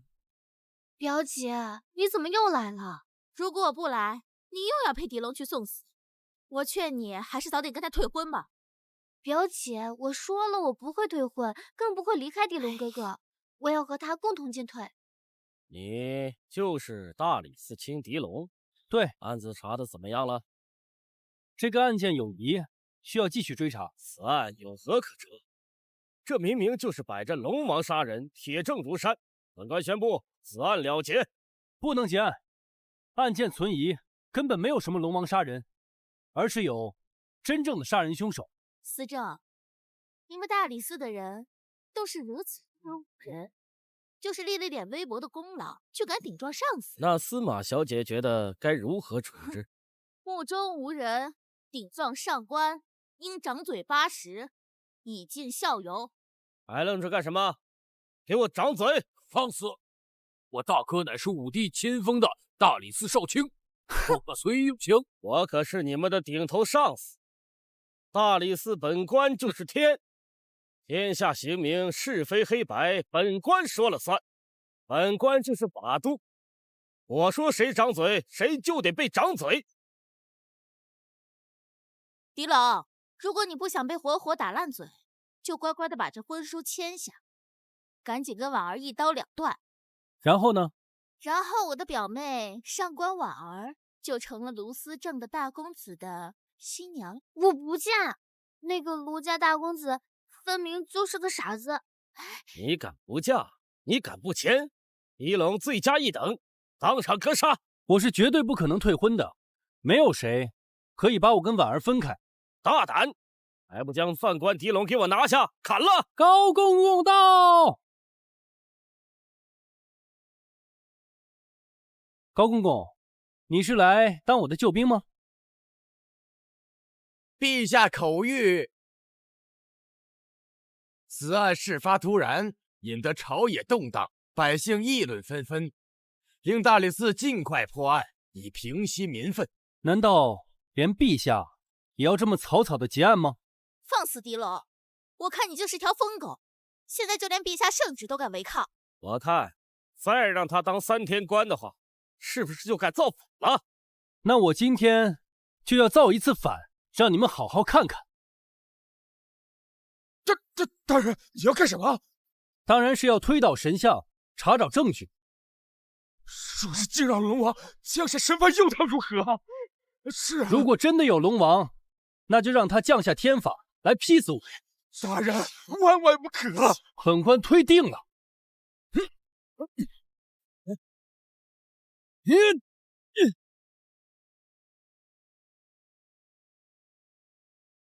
狄龙，你是疯了吗？你竟然敢推倒龙王像！这样做一定会惹了天怒，致使我们大武天下大旱，水涝不断。你想拖着我大武千万百姓跟着你一起陪葬吗？狗东西，打死他！打死他！打死他！打死他！我找到凶手杀人的证据了。豆芽也算证据。你胸大无脑，我不怪你。龙王像放在这里年代已久，土地夯实，怎么可能长出豆芽？这神像下面阴暗潮湿，长出些豆芽实属正常。原本的神像受人供奉，周围土地遭人踩踏，土地夯实无比，水滴不穿，火烧不透，怎么可能长出豆芽？现在这块的土地明显是被人松动过，现在就是松散无比。更何况现在连续10日，长安城内并无雨雪，这边的土地反而湿润潮湿，这就是证据。这只能说明一个情况：在1日前，凶手提前到达命案现场，将神像从庙中提前移出，然后放出豆子，回田灌水，等到时机成熟的时候，豆芽长了出来，然后把神像顶了出来，就制造出了龙王现世的假象，这就是龙王现世的真相。当所有人都认为几位大人的死是死于天罚，因为他们贪得无比，降罪于他们，难道不是吗？从始至终，女人都是男人的附庸，哪有女人当皇上的道理啊？女帝当妃，女帝新居登基，女帝当妃，新居登基。你们这几个蠢货，被人骗了，还去替别人数钱。狗官，你在说什么？他还敢耍官威？要不咱们把他弄死算了。反正女帝无德，天下有德者居之，咱们反了吧！反了！狄龙，你是疯了吗？再这么下去，会激起民变，冲击长安城。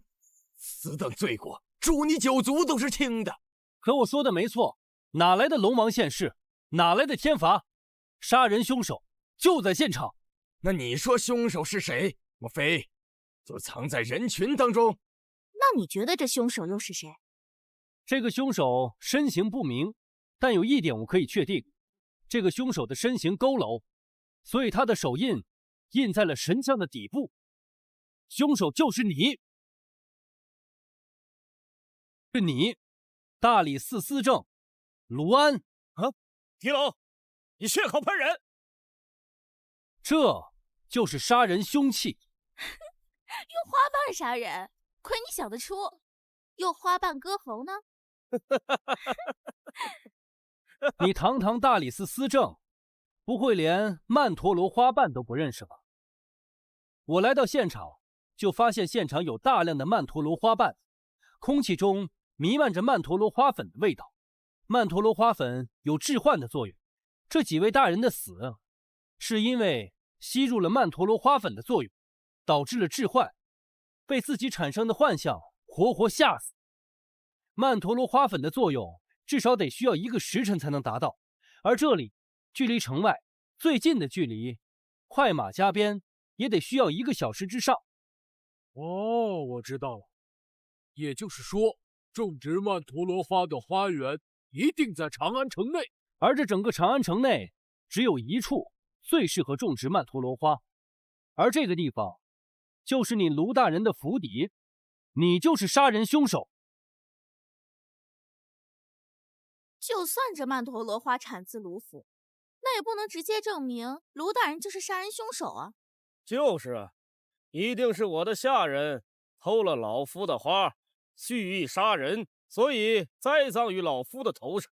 狄大人，女帝陛下还等着老奴复命，你若再拿不出实质的证据，我就治你一个办事不力之罪，进宫当太监，伺候本公公。我那时间正好需要你这样的人才，只要你肯进宫，本公公就培养你当下一任内侍总监官。哎，没有必要啊，你自己留着吧。我有另外一个证据，能够证明他就是凶手。这曼陀罗花瓣碰到自己的手指，会产生一个红色的痕迹，至少在1日内都不可能消除。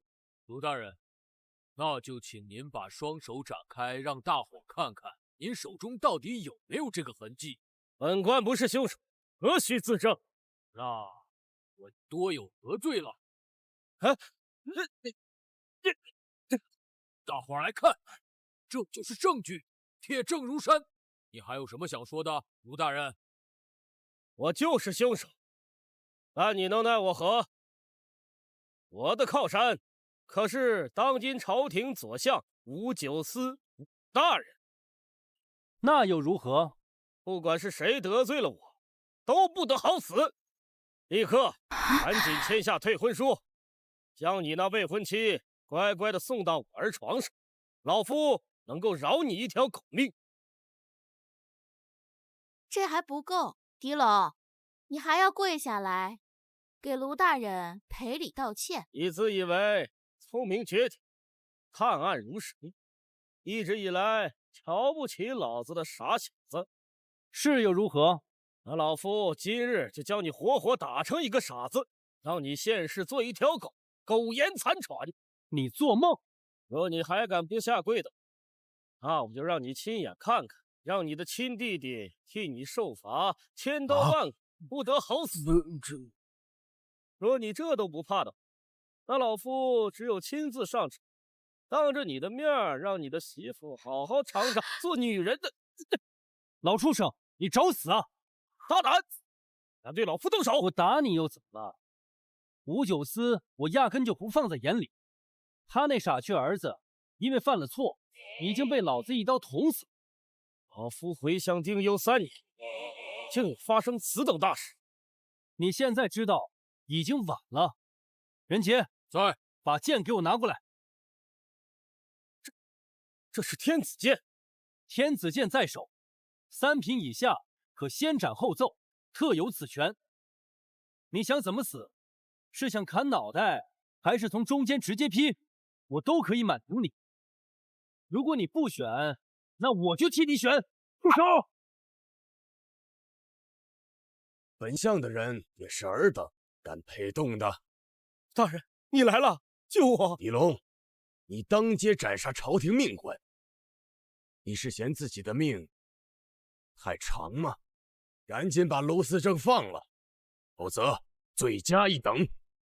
若是今天杀了我，那你要知道，明年的今日就是你狄家的忌日。立刻放人，否则刚才卢思正说的每一句话都将一一应验。我就是不放，那又怎样？狄大人，给咱家个面子，把人放了。本相自会秉公执法，提起三司会审，给人犯定罪。别给脸不要脸，给个台阶赶紧下得了。把他交给你们，恐怕这个老东西不出3日，便自己大摇大摆的从牢里面出来吧。你是故意不给本相面子，要跟本相结成死仇吗？左相大人，你的面子在我这儿不好使。大丈夫生于天地之间，岂能低眉折腰事权贵，使我不得开心颜？老子斩你就斩你，我今天就要替天行道！你还真敢杀本相的人！杀你的人，那又怎样？来人，押起来！别动！本相等的就是这么一天。刚才我所说的都是机遇，你中计啊！带走，入宫面圣。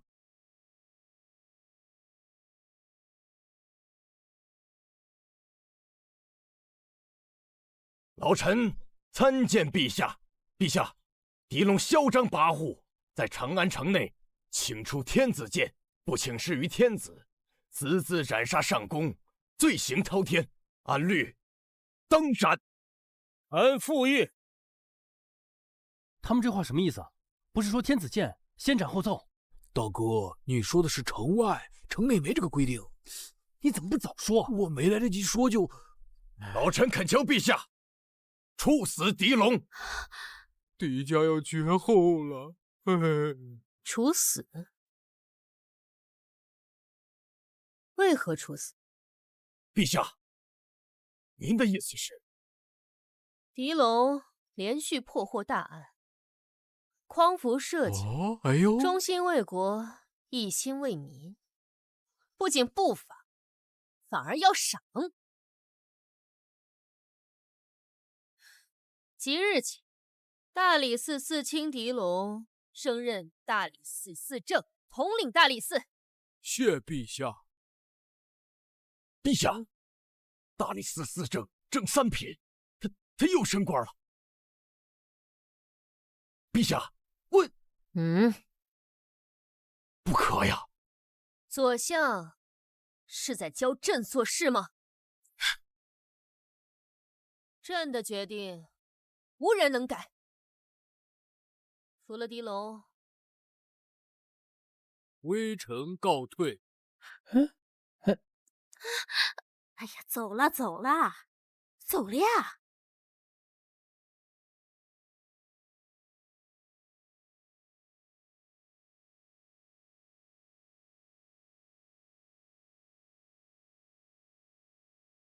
你人不错，聪慧又通透，不如留下来侍奉朕，如何？只有太监才能常伴陛下左右，那奴才就赐狄大人入宫当太监。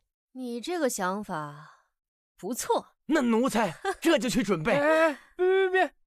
朕跟你开个玩笑，瞧把你吓的，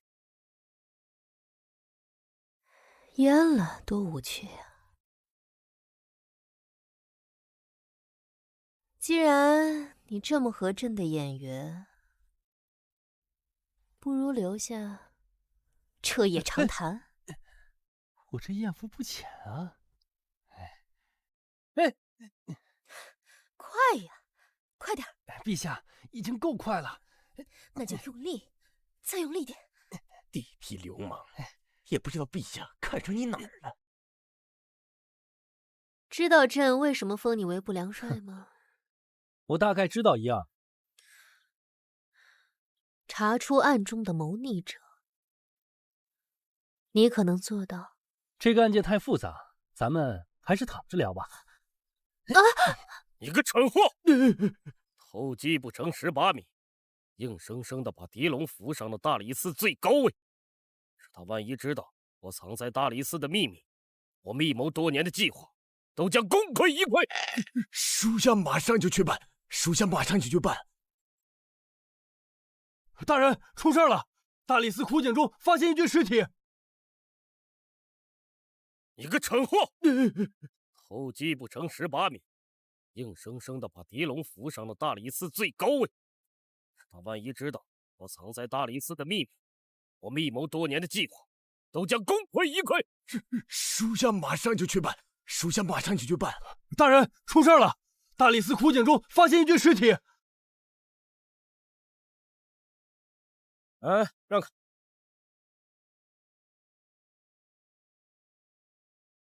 大人，昨晚有个肆意喝醉了酒，失足掉进了井里，在井中意外发现了这具枯骨。任杰，让你带的东西带了吗？带了。大哥，你看，从这具骸骨的骨骼密度、死亡的时间和腐败程度来看，这具骸骨最少死了4年以上。可正因为如此，咱们才无法得知死者的真正身份。大哥，你怎么看？我有办法能够立即知道死者的身份。不会吧，大人？我的大理寺这么多年，怎么没见过通过一把骨头就能查出死者身份的？你没见过，不代表没有。去给我拿一张宣纸和一块木炭。大人。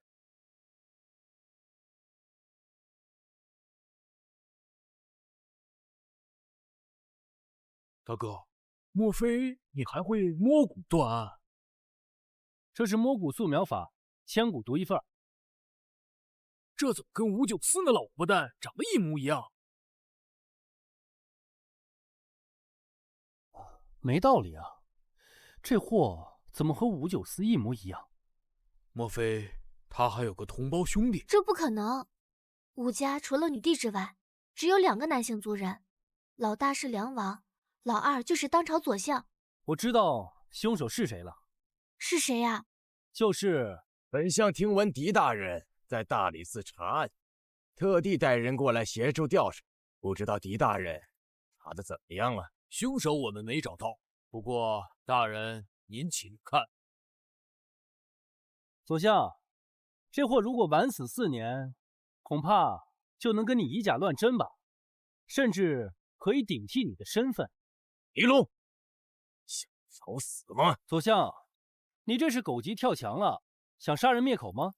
你几次3番挑衅本相，本相今天就杀了你！狄龙哥哥小心！就凭你还动不了我？剑三，你身为女帝的禁卫，不在女帝身边好好保护女帝，玩忽职守，该当何罪？在下不良将剑三，拜见不了帅。梁帅，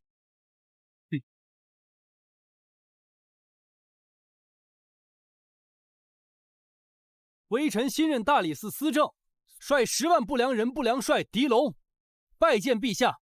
听说大理寺古井中发现一具枯骨，可探明死者身份？启禀陛下，臣用摸骨素描法发现了死者的样子，可是发现了这个死者竟然跟当朝左相长得一模一样。你说什么？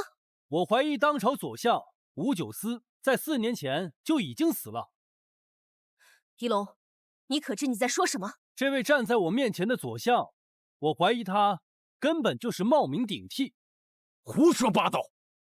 我与陛下一母同胞，如果我是冒名顶替之辈，陛下又怎能不知道？狄龙，你真是胆大包天，竟敢污蔑当朝丞相，一介皇家骨肉，罪责五马分尸。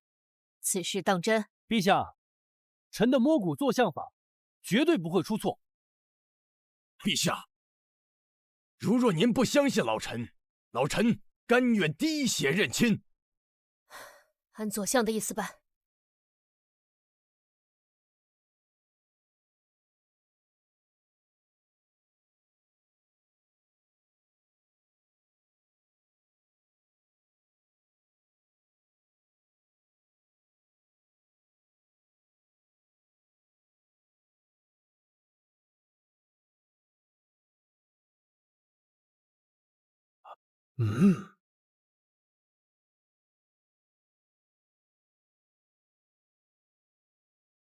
陛下，臣的身份已然确认。狄龙污蔑当朝丞相，该当如何？污蔑当朝丞相，理应罚100大板。陛下，这么打是会死人的。这是陛下的旨意，尔等敢抗旨吗？不行，你们不能这么对狄龙哥哥。这所谓的滴血认亲法，不过是骗人的吧？狄龙，事实就摆在你眼前，我与陛下的血液相融，难道不能证明我的身份？陛下，这滴血认亲法并不可靠，人的血液是分血型的。血型？对，人的血液分为 A 型、B 型、AB 型，还有 O 型。哦，我想起来了，大哥，你曾经说过，这血液相同的人把手中的鲜血滴入这个碗中，血液是能相融的。对，所谓的 O 型血可以与其他3种血都可以相融，简直就是一派胡言。自古以来，滴血相融，皆为血字。我今天就要破了这千古以来最大的笑话。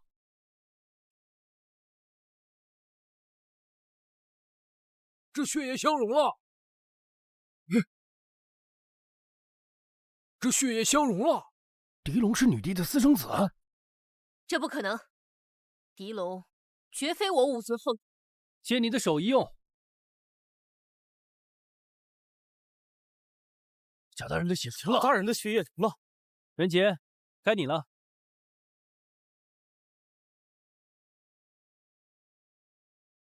这一次结果如何？启禀陛下，臣的血液并不相容。我早在早年间就用土方法测试过了。我的血液是 A 型，我的弟弟是 B 型，所以我们的血液不可能相容。也就是说，大哥、陛下与左相，他们都是 A 型血。对，所谓鲜血才会共融。方才的一场小实验，更好的能够证明这个滴血认亲之法根本就不可靠。按照之前的验法，这整个皇宫都与陛下的血相融一遍，至少得有几千个人能够与陛下的血相融。难道说这几千个人都是陛下的亲人？滴血认亲法当废。现在这滴血认亲法已经作废，你还能有什么办法能够证明你自己？陛下，既然滴血认亲法已然不准，那臣还有一个法子能够证明臣的身份。说来听听。陛下，自古以来还有一个比滴血认亲之法更好的方法，能够让满堂的诸公都能信服。你是说？没错，臣恳请陛下请出5家先祖遗骨，让臣滴骨验亲。放肆！先祖已逝，岂能拿他们的遗骨来滴骨认亲？你这是侮辱先祖！若非如此，怎能证明本相的清白？若我蒙受不白之冤，今日我就是要请出我与陛下的祖先遗骨，让祖先在天之灵证明我是不是武氏师孙。老东西慌了，莫不是狗急跳墙了？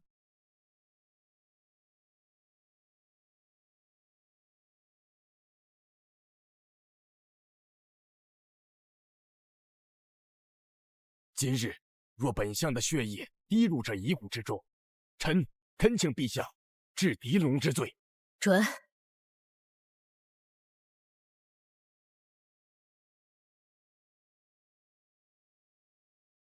乱臣贼子狄龙，你这次还有何话说？乱臣贼子狄龙，你这次还有何话说？身为大理寺寺正，不思其职，扰乱朝纲，当赐死以赎其罪。恳请陛下立即赐死狄龙。这怎么办啊？剑三何在？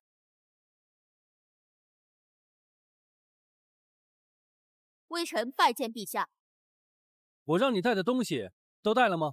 启禀不良帅，你让我找的狗，属下带来。狄龙，你又想搞什么花样？陛下，此骨入土已超过20余载，且下葬时死者的年龄超过80余载。那又如何？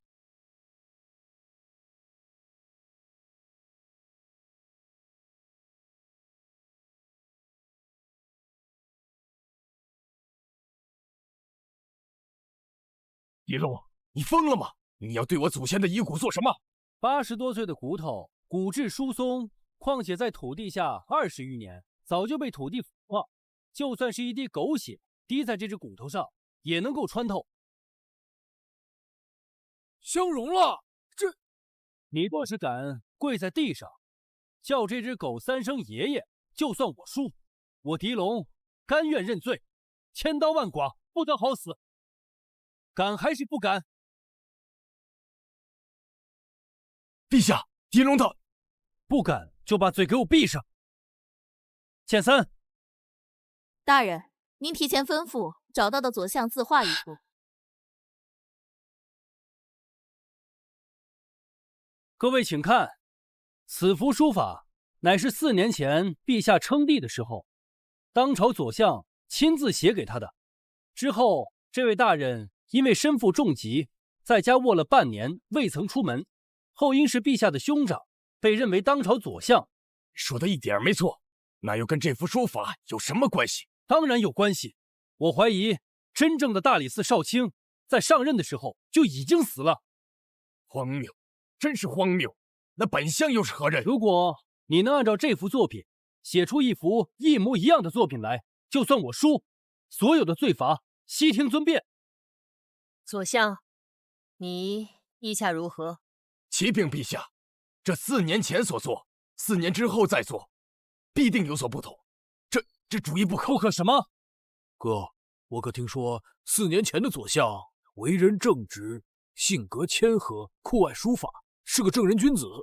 再看看现在这位，哼，那位大人在重病之后就突然变了个人似的，仗着自己与陛下亲兄妹的关系，草菅人命，祸乱朝纲。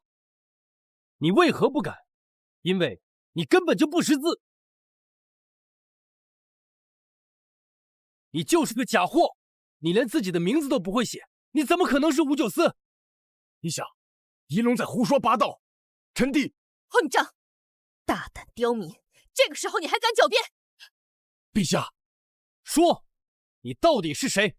真正的武九思到底是怎么死的？曹民张启年。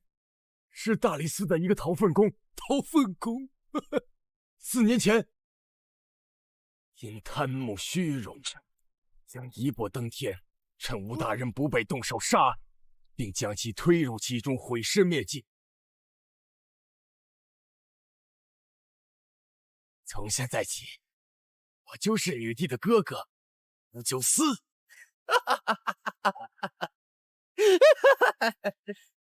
事情的经过就是这样的。难怪这3年以来，朕总感觉兄长像是变了个人，但总碍于骨肉亲情，对你百般忍耐。他就是个骗子，骗了陛下，骗了满朝文武整整4年。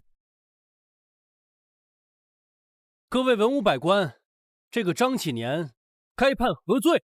我检举张启年通缉叛国，私贩兵器给外邦。这是前4年来收集的左相78条罪状。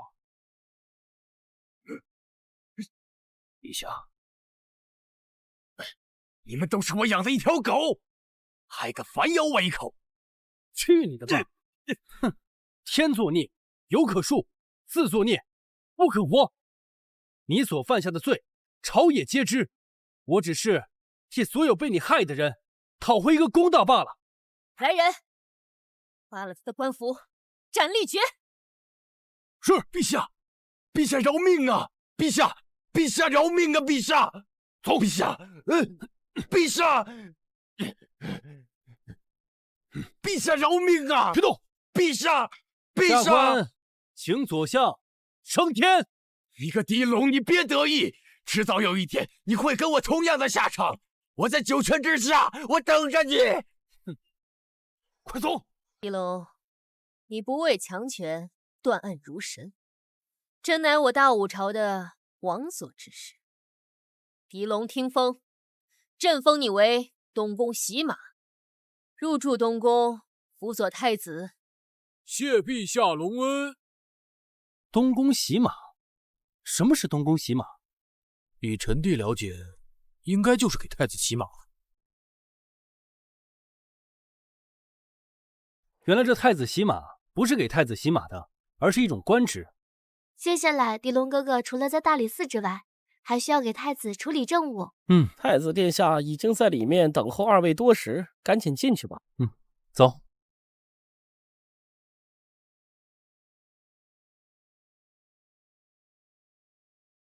臣拜见太子殿下。太子殿下，这是微臣自己酿的酒，还请太子殿下赏个脸，品尝一下。你就是我大武第一神探的狄龙？对，下官正是。抬起头。你就是传说中的长安第一美人上官婉儿？可以，倒是可以纳进府里做个妾。狄龙哥哥，殿下，我与婉儿已有婚约在身，还请太子殿下不要再打婉儿的主意了。放肆！本太子看中的女人，你也敢抢？我的女人，就算是天子看中了，也抢不得。太子要没什么事儿，我们就先走了。站住，狄龙！你一个三品官员，跟本太子抢女人，就不怕掉脑袋吗？你一个三品官员，跟本太子抢女人，就不怕掉脑袋吗？我要是怕掉脑袋，我就走不到这一步了，也不会成为大理寺的寺正，更不会成为你们大武第一神探。好你个狄龙，我真是个倔驴。那不知婉儿姑娘意下如何？太子殿下，婉儿心中只有狄龙哥哥一人，此生非他不嫁，还请太子殿下不要强人所难。没有人能违抗本太子的旨意。本太子今晚就要纳上官婉儿为妾。你要是强纳婉儿为妾的话，那我可就要如实禀报了。到时候可是要让陛下来替我做主啊！别以为陛下看中你就可以为所欲为。太子想要得到的，必须得到。太子殿下，你这是想要动真格呀？那我可就不客气了。好你个狄龙，竟敢忤逆本太子！陛下迟早会驾崩，而我迟早会成为新的皇帝。到那个时候，我第一个弄死人就是你。那你就等到那个时候再说呗。现在你要敢动我的女人一下，我就把你从太子的位置上拉下来，然后再送你上西天。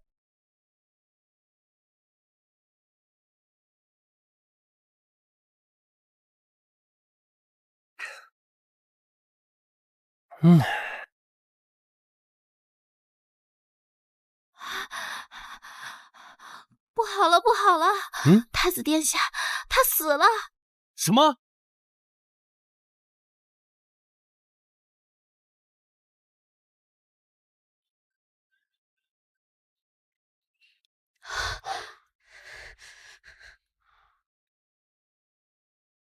刚死没多久，嘴唇青紫，口中有大量白沫，这是中毒的迹象。空气中酒味弥漫，太子应该是中毒而亡。大哥，您怎么看？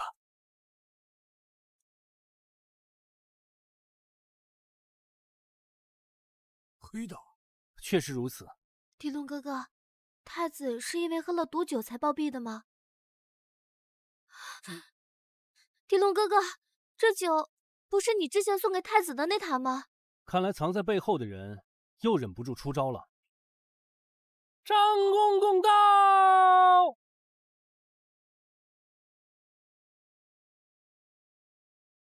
这不是张禽兽吗？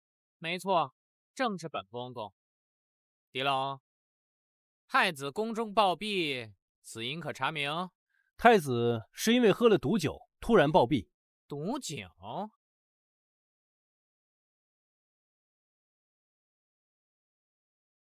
此酒从何而来？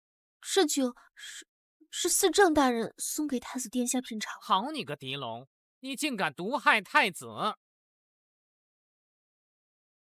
你就是杀害太子的凶手。张禽兽，你仅凭一壶酒就断定凶手，那我是不是也可以凭一泡尿就说你随地大小便呢？你，还有就是啊，你在割了之前好歹也是我们大理寺的牙祖，难道你办案就这么草率啊？放肆！狄龙，你可知道咱家是谁？这咱家还能是谁呢？还不是没了伴的阉狗。高三德病疾而亡，我受梁王举托，已成为新任内侍监总管。现在可是陛下眼前的红人，今日也是奉陛下之命来查太子死因，而太子是喝了你这毒酒而死。狄龙，我看你是跑不掉了。原来说了半天，你还是个阉狗啊！你给我拿下！谁敢动我大哥？这位张公公，你才刚搁了几天，就一下子升到这么高的位置，你能不能告诉我，你身后是谁啊？你还算聪明，你猜到又如何？你就不怕我告诉陛下？你先有命活着再说吧。狄仁杰，我奉的可是陛下口谕，你若再敢阻拦，本公公势必让你们3个人尸骨无存。来吧。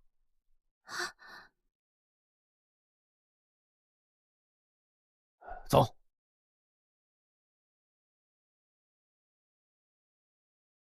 狄龙，你落到我手里，你还想活着出去？嘿嘿嘿嘿，嘿！你害我父亲午门问斩，嘿！你害我入宫为奴，嘿！你害我们张家从此断了官位，断了香火。那是你罪有应得。行，我今天就让你尝尝这伤口撒盐的滋味。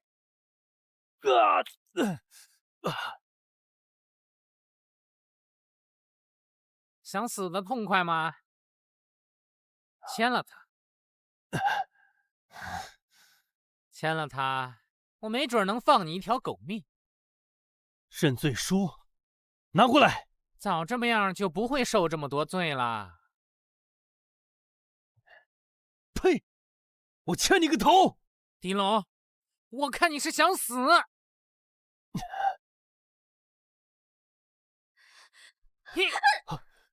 婉儿，你怎么过来了？快让开！来得早，不如来得巧。我今天就给你上演一出活春宫。你别过来！你要是敢过来，我就杀了你！我答应你，只要你放了狄龙哥哥。他是嫌犯，放不得呀。只不过我现在改变主意了，我不光要了你，我还要杀了他。嘿嘿嘿，狄龙，如果我用这个东西这么按下去，你的狄龙哥哥就要变成姐妹了。婉儿，你不要受他威胁。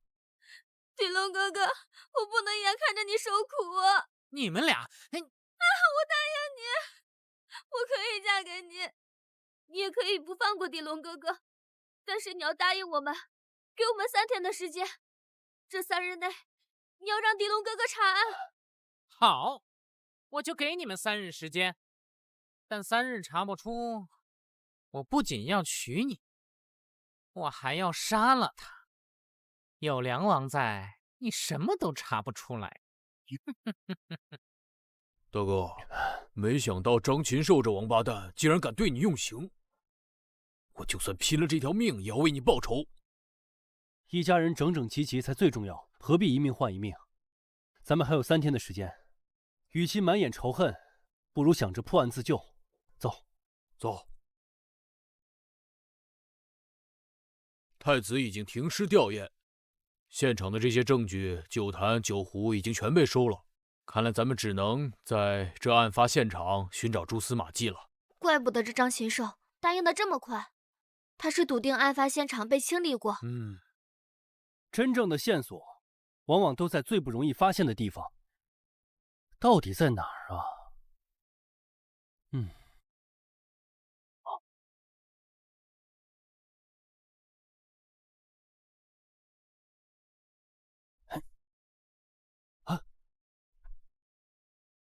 咱们在案发现场的时候只找到了酒坛和酒杯，但是谁又能直接将酒壶中的酒直接倒入杯中呢？这其中必定会经过酒壶。对的，我知道了。死者在死的时候，他的肌肉会松弛。这个太子一定是一只手拿着酒杯，一只手拿着酒壶，他的2只胳膊自然脱落，就导致了这个壶滑到了椅子下。线索一定是在这个壶里面。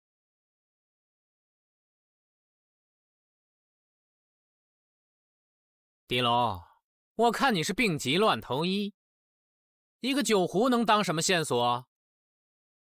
谁敢打扰我大哥断案？我若不来，你们制作伪证脱罪怎么办？为了公平公正，我才请司马小姐一同前来观看狄龙破案。今日张公公特地请我来见证，就是为了看你这条野狗为了活命慌不择路的样子。我倒要看看你怎么破案。线索就藏在这鸳鸯酒壶之中。鸳鸯酒壶，我倒要看看是个什么东西。此壶中间有一层隔断，将壶一分为2，可以盛放2种不同的液体。这个壶叫做鸳鸯壶，又叫两星壶，又名良心壶。凶手就是利用这个特点残害了太子，还把罪名嫁祸给我，真是一箭双雕啊！这种鸳鸯酒壶在世家贵族中乃是常见，也是一些人千杯不醉的利器。你若说这当中藏有毒酒，我自然是不信。任杰，拿酒杯。大哥，酒杯。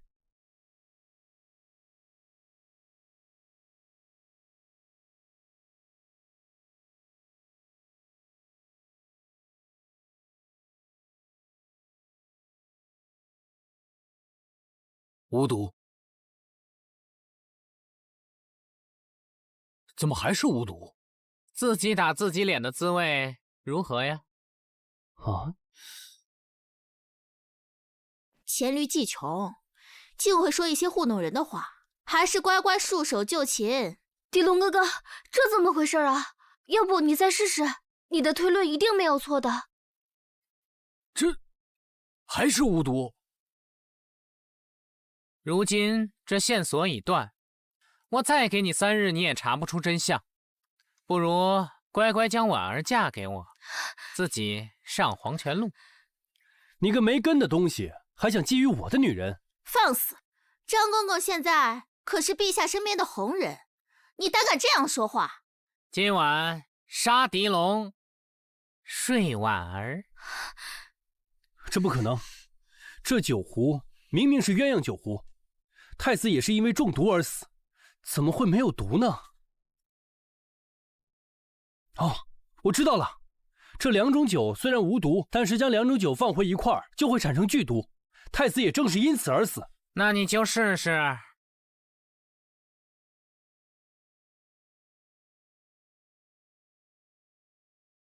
还是无毒，这……我当是神探转世，原来不过是一个草包。不是说2种酒混在一起有毒吗？毒呢？你杀了太子的罪名，你已经无法洗脱。我看我就再给你3日，我就要慢慢的折磨你。没了这酒壶，我看你还有什么线索？欲加之罪，何患无辞？我大哥没杀人。杀不杀人，可不是凭你一张嘴就说了算的。婉儿，你若想活命，现在就跟我离开。如果你还是执意跟他厮混在一起，那真的连我都救不了你了。我与狄龙哥哥生死与共。我看你就是敬酒不吃吃罚酒，我就再给你3日。3日之后，我必娶婉儿，将其凌虐致死。我们走。放心，有我在。大哥，这怎么办？3日之后就……放心，我不是坐以待毙的人。况且，我也不会让我的女人陷入囹圄。任杰，你去大理寺把这10年的封赏悬案全都给我拿过来。这3日，我们不查线索，只查悬案。大人太冤了，大人，大人太冤了，大人太冤枉了，大人。什么案件？赶紧说！哎呀，你家那情况我也说出来啊！大人，小人牛丢了，真没有干这个事。我下午出去办事，回来牛就不见了，羊也丢了呀！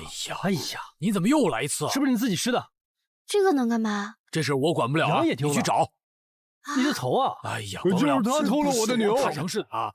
不是他，我感觉应该不是他。你说为什么呀？是那个吧？肯定是这样。哎呀，累死我了！大哥，仅仅3个昼夜，你居然连破了78宗命案，你真是太厉害了。对呀，狄龙哥哥，你现在的美名传遍长安城。这个呢，是百姓自发的万民书，要对你歌功颂德。好戏才刚刚开场，今晚我定要戳破一切阴谋。王爷，这3日之期马上就到，这狄龙可蹦跶不了几天了。混账东西！你说，回王爷，现如今整个长安城都在议论狄龙，已经他不分昼夜连破奇案的事情传得绘声绘色，更有甚者说他是阎王转世，能夜审阴阳。胡说八道！那个废物，怎么可能是阎王爷转世？此事等不得了，必须马上除掉狄龙，今晚就动手。听闻狄龙的未婚妻如花似玉，是京城第1大美人，让本王先享受享受。就在里边睡着呢。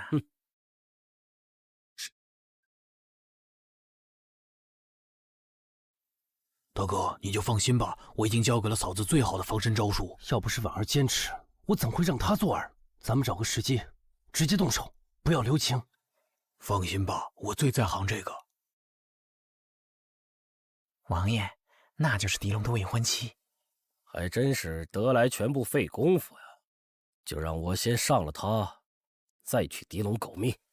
王爷，您放心快活，咱们人都在外边，只要您出声，他们就……哎，我没事。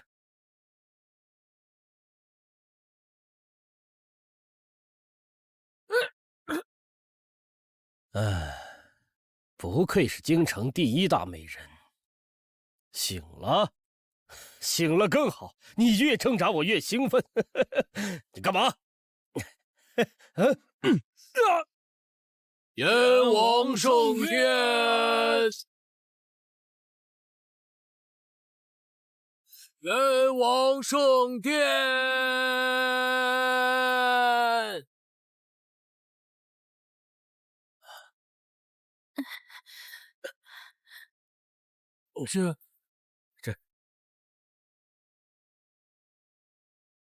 狄龙，放肆！此乃阴曹地府，堂上之人乃是新晋阎王。弄虚作假，世上本无鬼神，何来阎王？狄龙，这可是梁王，是民心所向。你若识趣，赶紧跪下赔罪。狄龙日审夜审，审阴审阳，连续3天破获76起大命案，上天赐封新晋阎王。为何将你们3人带到此地？乃是阎王要重查那个悬案。不过是找人假扮，就想让本王妥协，异想天开。本宫入主盐殿，早已从生死簿上看清了太子之死的真正缘由，你2人无需狡辩。这个鸳鸯酒壶有2个，你要人故意调换，让我查不到证据，以为就万无一失了吗？难不成这狄龙真成了阎王？哎呦，2个蠢货！他狄龙区区贱民，怎能成神？本王神明，不容尔等亵渎。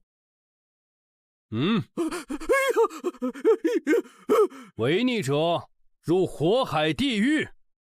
大胆张禽兽，你是如何作案？还不速速招来！阎王大人，我都招，的确是我调换了这鸳鸯酒壶。那真正的鸳鸯酒壶现在何处？就在我房中。大胆刁民，竟敢残害太子！我不敢，这一切……闭嘴！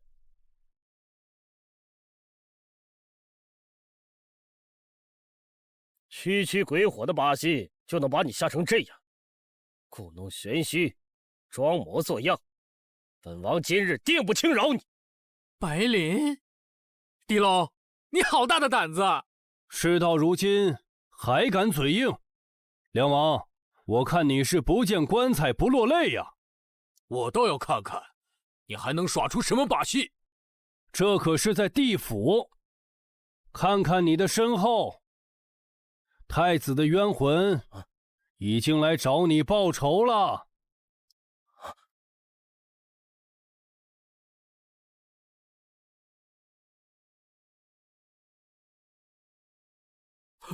太子殿下，太子殿下，小的可不敢杀您呀！这一切都是梁王指使。他答应我，只要我在您的酒里下毒，他就答应我取代高三德，成为一个有权有势的太监。您就饶了我吧。太子殿下，您请先去一旁稍后。事到如今，已经人证物证俱全，梁王，你还要隐藏到什么时候？本王自然可以告诉你，不过你得先告诉我是如何把太子的魂魄引出来的。难道是找人假扮？还有你们换身衣服就想假扮阎王判官？本王这一切都不信！我操！这一切还多亏了曼陀罗花的功效。不过呀，我也没有白费，能够让这个傻货嘴里套出话来。就是梁王你，倒比我想象中要聪明，不愧是密谋大计的人呐！既然如此，我就把一切都告诉你，在你死之前，让你死个明白。这天下应该是男人的天下，武帝一个女人怎么能成为天下之主？什么男人女人的？男人和女人又有什么区别啊？作为一国之君，本来就应该心胸宽广，为国为民，难道都要像你一样视人命如草芥啊？你这是愚忠。不过你很快就没有机会愚忠了。我先杀了太子，再杀掉女帝，谋朝篡位，让天下易主。这天下是属于本王的。乱臣贼子！大武就是因为有你这样的人，才变得乌烟瘴气。现在说这些，恐怕晚了。你们以为只有你们才留有后手吗？本王也有。本王率卑为号，城外10万大军随朕攻打皇宫，取女帝狗命。你早就看出来了。不错，我利用龙王神像当杀人利器，自然不信这鬼神的一切。那你的意思是，这个龙王神像幕后的真凶就是你喽？不错，还有张归正也是我的人。他之所以贪腐，是为了本王筹集军费，密谋造反。狄龙，你的把戏上不来台面。哼，今天我就要亲手杀了你这个转世阎王！哎，陛下，梁王的话你可都听到了啊！哼，当然，站在门外，听得一清二楚。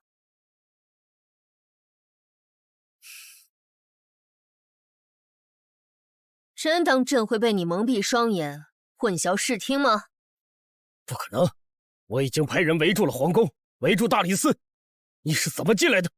因为今日的一切都是朕和狄爱卿精心策划的一场大戏。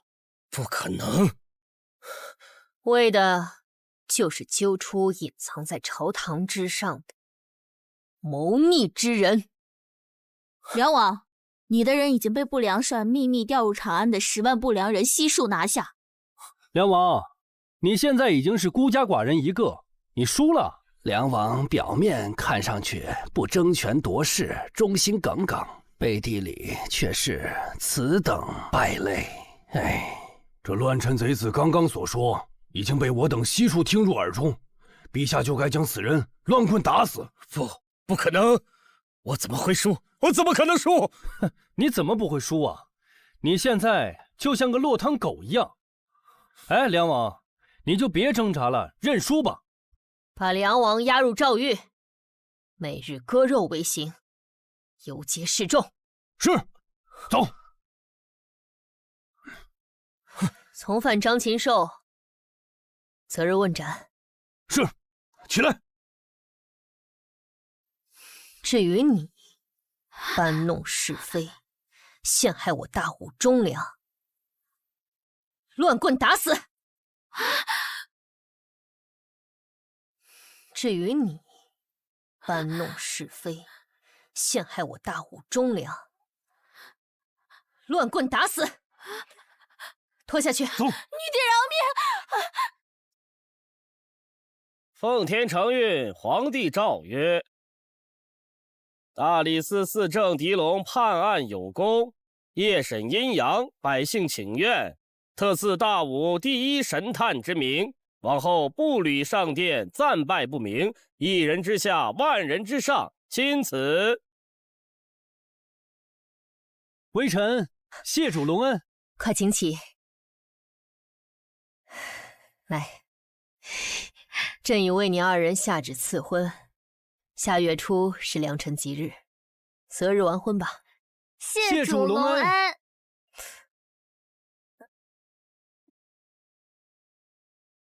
百驾回宫。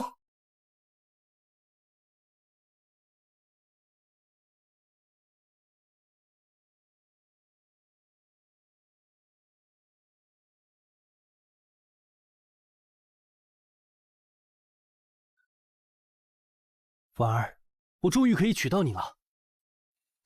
从今以后，举案齐眉，白头偕老，共度余生。要不，我们就寝吧，早点为仁杰生个大胖侄子。大哥，